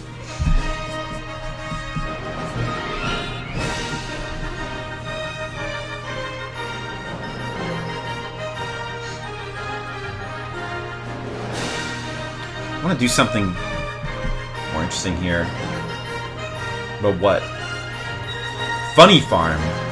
Oh, I do remember that name, but I'd have... That's like Chevy Chase being like a wacky farming movie or something, or he like inherits a farm. I vaguely remember that, but I don't remember anything about it. It's a good title for a movie. It's the kind of title that you remember, like Funny Farm. It's a great title. I don't remember if the movie was any good. The memories. Huh. This is the theme? I kind of remember this theme.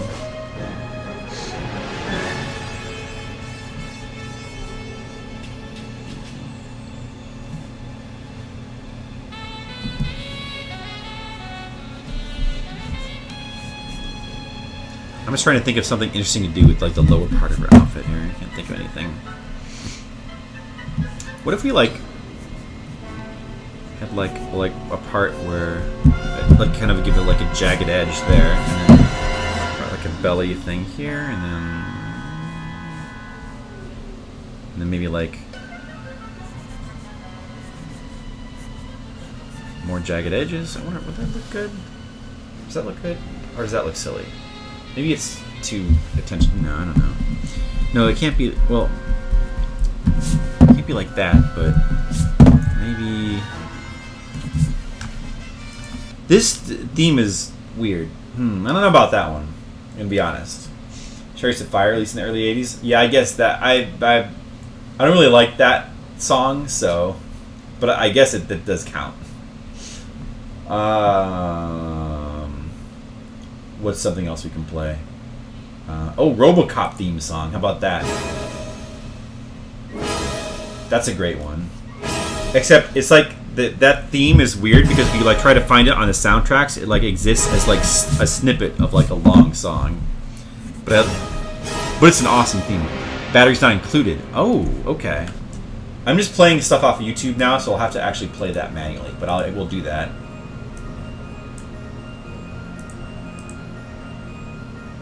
After this RoboCop song. Yeah, no, Gecko, you know what? Like the first minute where it's the theme, it's fine. Yeah, I like it, but it's not my favorite. But like, yeah, after that it kind of just goes into like weird sound. Here we go. Maybe like a diagonal thing here. Nah, I don't think. You know what? I don't like this with the jagged edge. I don't like it. Here, let me think of something different. Maybe we should just make this all like a bodysuit. Yeah, see, this is where it gets really good right here. RoboCop. This was a great theme.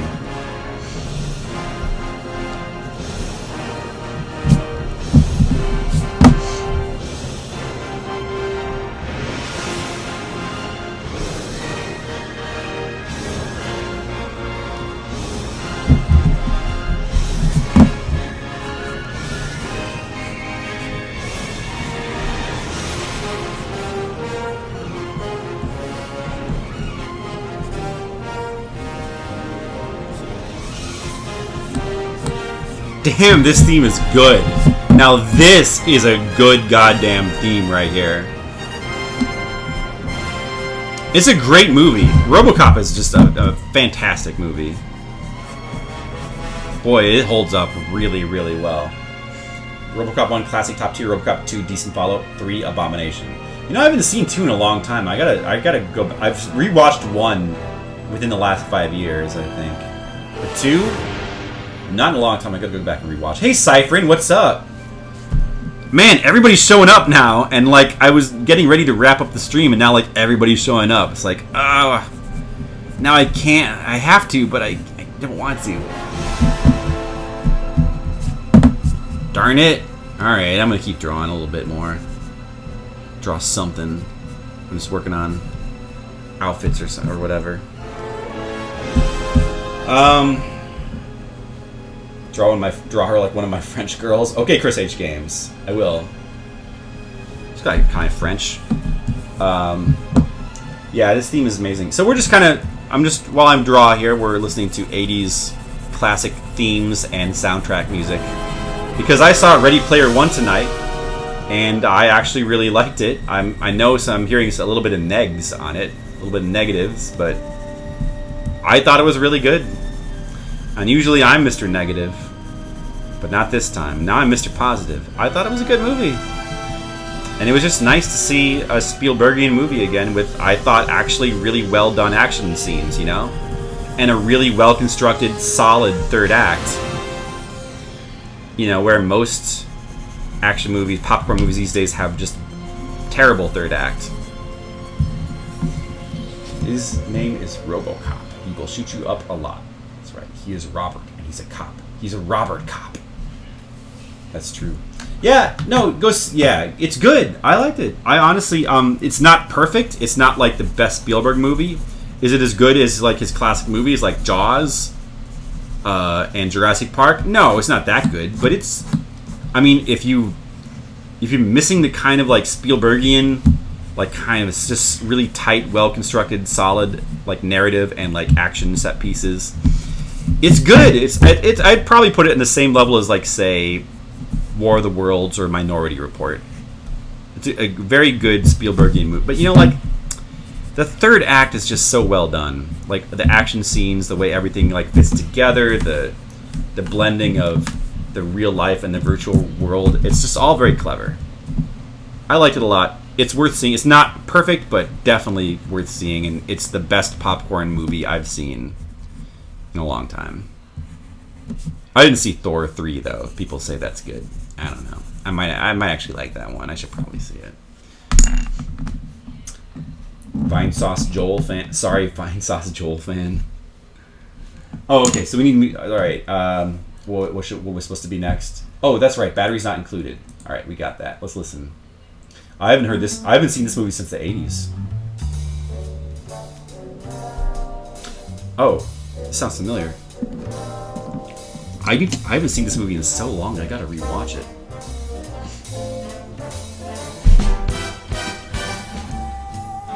So this is directed by. This is another one of these like Spielberg produced movies where like he didn't actually direct it, but it sort of has his fingerprints on it. You know, like it's got a Spielbergian feel. But it was actually directed by Matthew Robbins. I remember this music. Yeah. See Thor 3 is a tongue twister. That's true. See Thor 3. See Thor 3. See Thor 3. See Thor 3. You finally saw Thor 3 recently? You didn't see it in the theater? Oh, really? Yeah, I mean, I never saw Thor 1. I hated Thor 2. I don't like the character of... I mean, Thor as a character is okay. He's not that great, but... He's fine. But...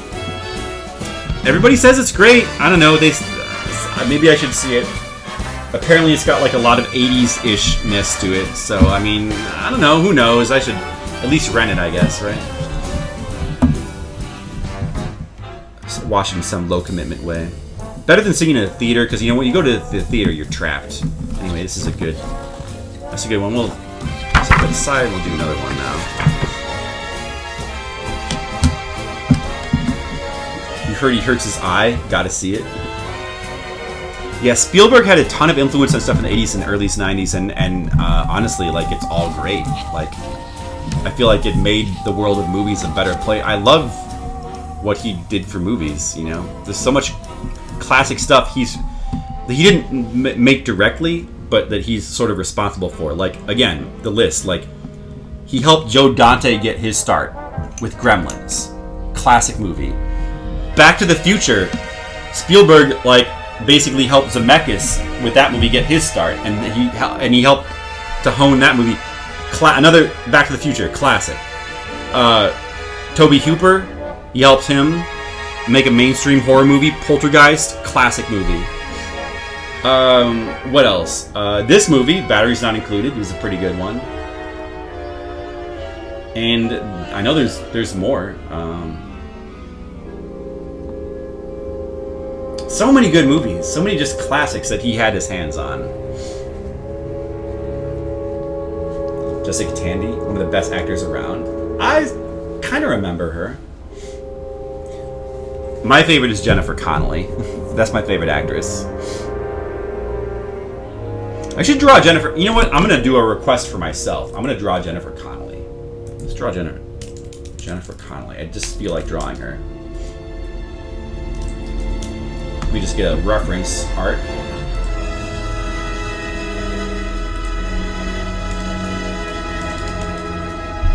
Man, she still looks great.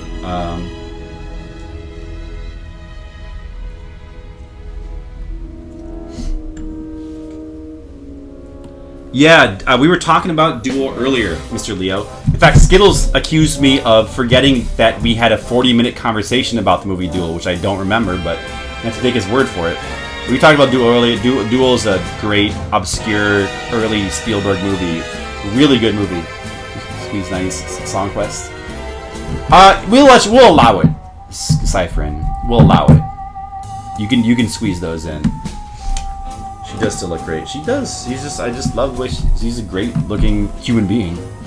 Alright, I'm gonna try drawing Jennifer Connelly, see if I can capture her. Capture the Connelly. I'd like to capture the Connelly, if you know what I mean. Kidnapping joke.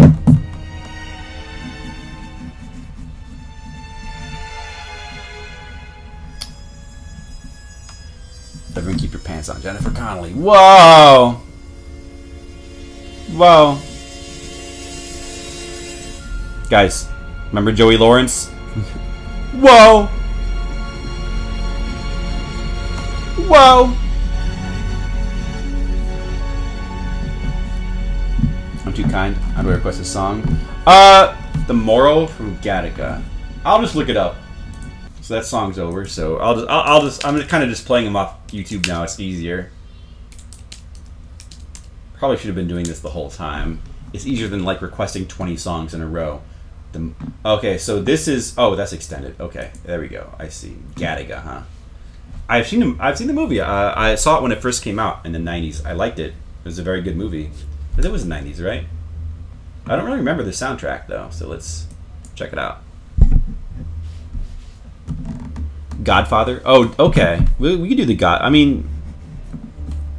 It's not really what I think of when I think of, like, 80s classic music, but I guess it is. I guess it is.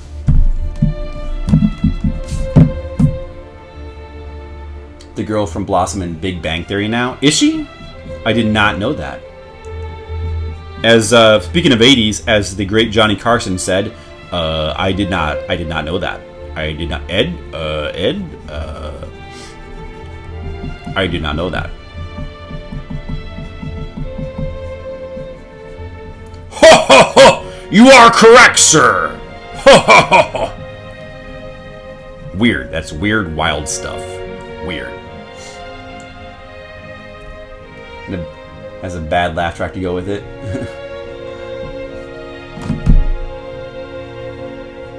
A porno with a laugh track. I would like to see that.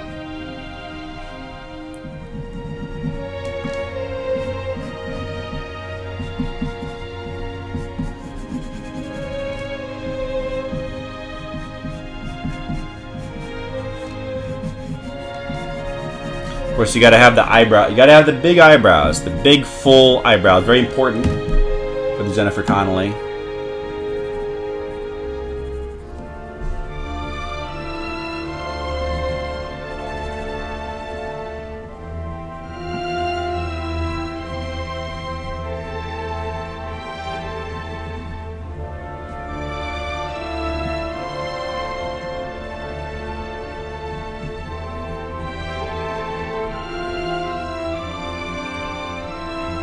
The theme from Beetlejuice, I did not. We did, I think we, earlier we did do Pee Wee Herman's Big Adventure.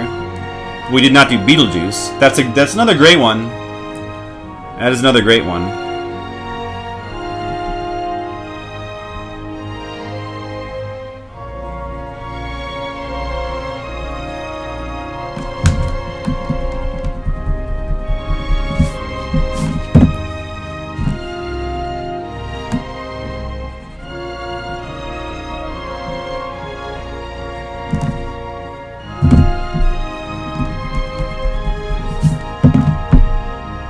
Gattaca's in your top 10 movies of all time. Well, that's a respectable choice. I remember it being a very good movie. But I haven't seen it in a long time. I hope I'm capturing... I don't know if I'm quite capturing the Connelly-ness. Hopefully I am.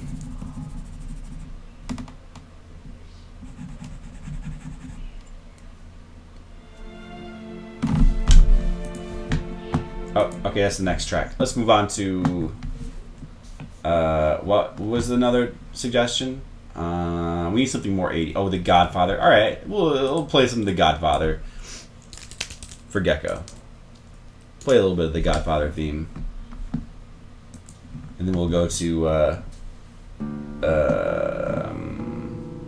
Beetlejuice. We'll go to Beetlejuice. It's a great one too.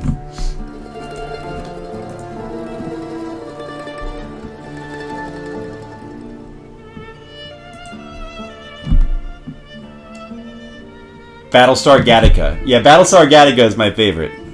The sequel to Gattaca. Battlestar Gattaca. That was a good one. Yeah, of course, this is a classic theme. It's real good.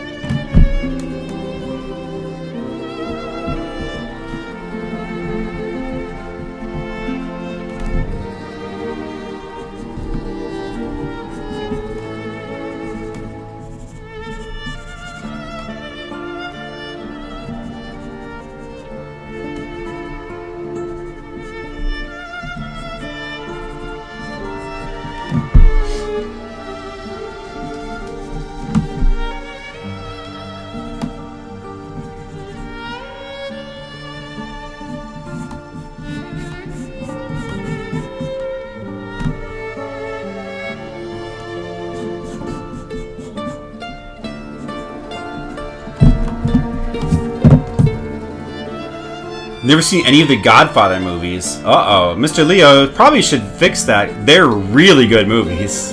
At least the first two. You don't have to see the third one. Well, at least the first. I mean, you don't actually have to see the second one. The second one is really good, but at least the first one. At least the first one you should see. It's a great movie. Yeah, I mean, I can't imagine. It's entertaining. Like, it's not like, even if you don't like gangster stuff. Like, if you've seen, The Sopranos, and you're like, I don't like gangsters. No, I mean, you gotta see the real one. You gotta see, like, everything else is just an imitation. Pieced together in Sopranos reference. Oh, and Simpsons references. Oh, yeah.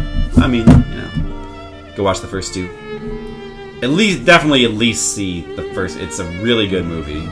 Very, very entertaining movie. And it's more fun than you think it would be.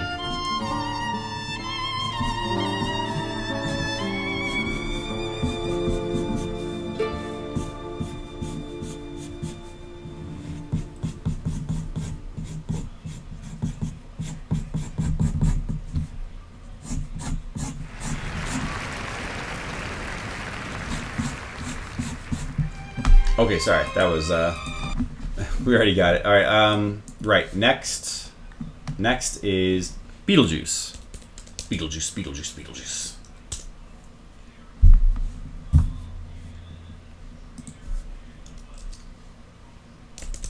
The theme. We got to get the theme in here.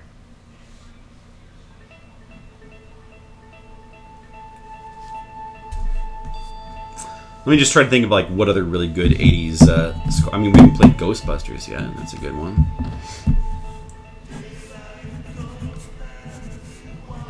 Ghostbusters just has like a lot of good music, and not even just the theme. Mafia, not in the mafia type movies. Did like Scarface, Goodfellas. The only one you sort of like was The Departed. Well, Godfather is better than all those movies. I like Scarface and Goodfellas a lot, but Godfather's a better movie, so you might like it. But I suppose if you don't like most of those, well, if you like The Departed, I'm surprised you liked The Departed, but you didn't like Goodfellas, because Departed is, well, I guess Departed is different. It's based on infernal affairs, and it's got the undercover stuff. The Fly may have had a good theme with Jeff Goldblum. The Fly is a really good. I don't remember that. Yeah, maybe it did. The thing. John Carpenter. That's another we haven't been mentioning, but John Carpenter had so much classic music from the '80s as well.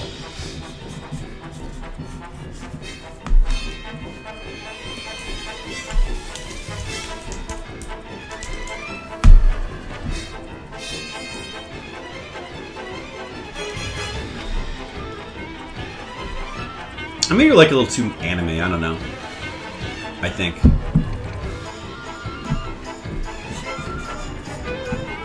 Drew our eyes just slightly too big. Like it. I mean, I guess it kind of reads as her. I don't want to. I should just not touch it though. I mean, it still looks good.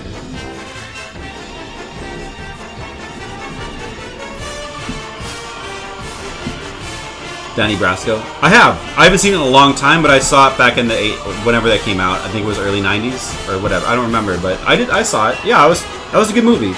And The Fly, by the way, is a fantastic movie. And I don't quite remember the music though in The Fly, but I feel like it was probably really good.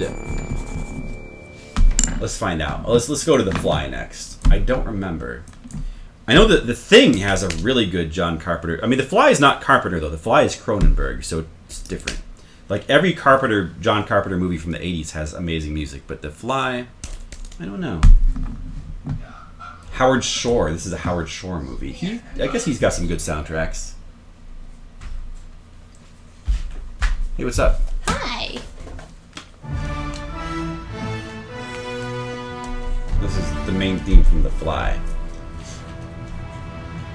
Any James Bond? Oh yeah, James Bond. There's one of the classic ones from the 80s is View to a Kill. Has the I think it's Duran Duran did the sound theme, and it's very, very 80s, but it's a great theme though. You could play that next. That's a really good one. Howard Shore did oh, that's right, he did Lord of the Rings. That's right. Yeah, those scores are good. Those are good. They're not like my favorite, but they're good. Oh right.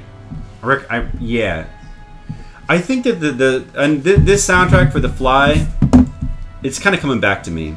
It's good. It's not like my favorite, but I think it's pretty good. Pretty good music.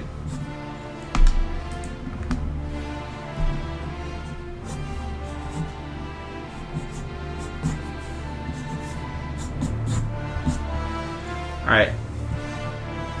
Maybe I'll try to do. I don't know. I mean, that kind of, it looks like her kind of. Kind of.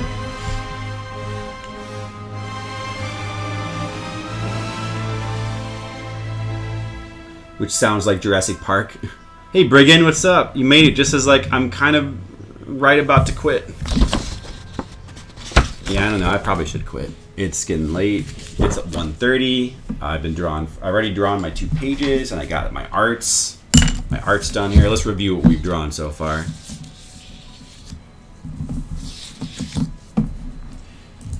Yeah, this is a fantastic movie, but let's listen to some other pieces from the soundtrack real quick.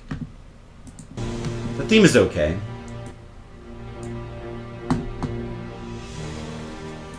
I don't know, what other scores has Howard Shore done? I know he's done some stuff that's been, besides Lord of the Rings. He's done some good stuff, right?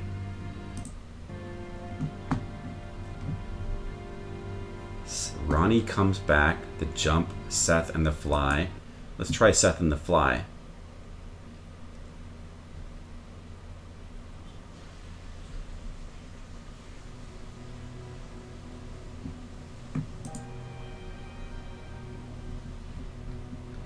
Yeah, I don't know. I wouldn't say this has a good, like, if there's a theme in here, I'm not hearing it, but it's respectable music. Oh, what about, of course, there's the movie Alien. That has a classic theme. Gotta play that. Now this theme is incredible. You might be thinking of the finale song. Oh, okay. Yeah, well, we'd have to look for it, but yeah, there might be some good. I'm sure there's probably some good music in there. See, like this right here, I think might be the best theme for. Well, the best. I want to say the best horror music. Then again, Phantasm is also extremely good, and the movie Halloween, but certainly maybe the best science fiction music. Maybe I get better than 2001. Yeah, I think so. personally. Anyway, so we drew Jennifer Connelly. A little Maytag outfit there. Possibility for a new outfit, maybe.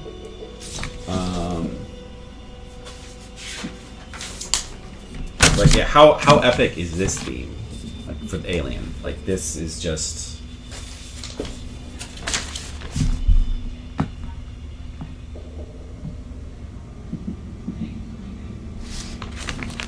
Okay, so like, actually, the actual theme is more, like, that's good too, but when they wake up from hypersleep, that's when you get the real theme playing. The da-na-na-na-na-na-na. Hey, thanks, Mr. Leo. Yeah, so this is tomorrow's page right here. Everyone is very shocked. A lot of shock going on. And anger. Like the top panel a lot. Wow, thank you.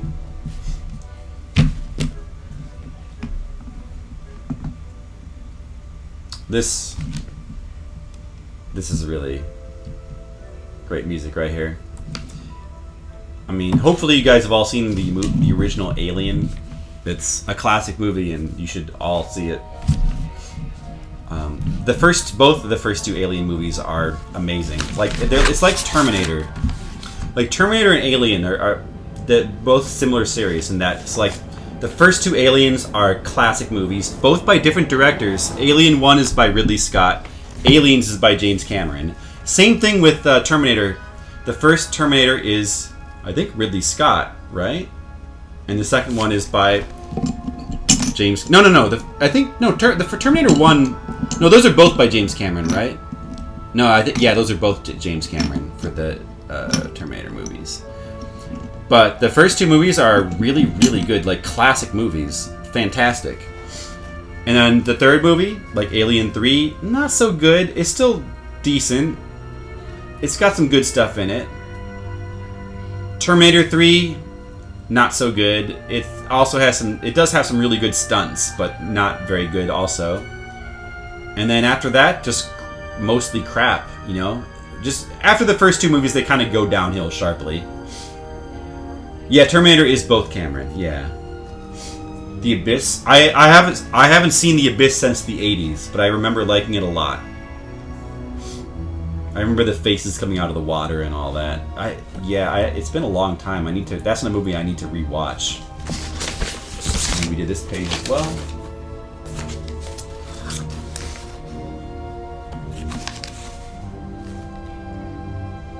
This is going to be Friday's page.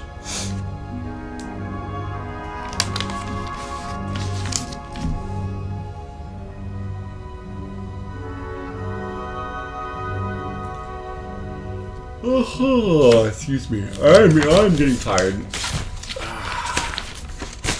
I'm definitely getting tired. So, yeah, we might just have to wrap up. It's a shame. I mean, you know, it's too bad because, you know, now we've got tons of people watching, but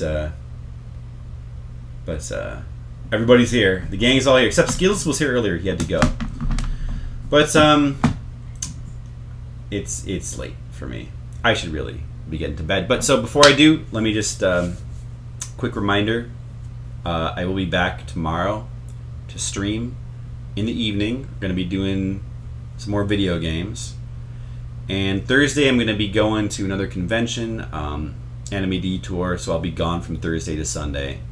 I'll be back Monday, and I will try to stream again Monday night. So I'll be here tomorrow, so hopefully I will see you guys back tomorrow evening. Thanks for listening to 80s movie theme songs with me. Go see Ready Player One. I liked it. Honestly, it's a good movie. Don't listen to the naysayers. I thought it was really good, and it was just great to see another Spielberg classic movie. And let's see if anybody else is streaming right now that we can follow. I liked it. I mean, it's not perfect, but it's good enough for me. My standards are lower now, so I'll accept it. And I guess nobody's really streaming except for Macaw. I don't think I've ever hosted Macaw, so let's host Macaw. Let's host him. All right, so thanks for watching, guys. and hopefully I'll see you tomorrow. You have a good night now. Later.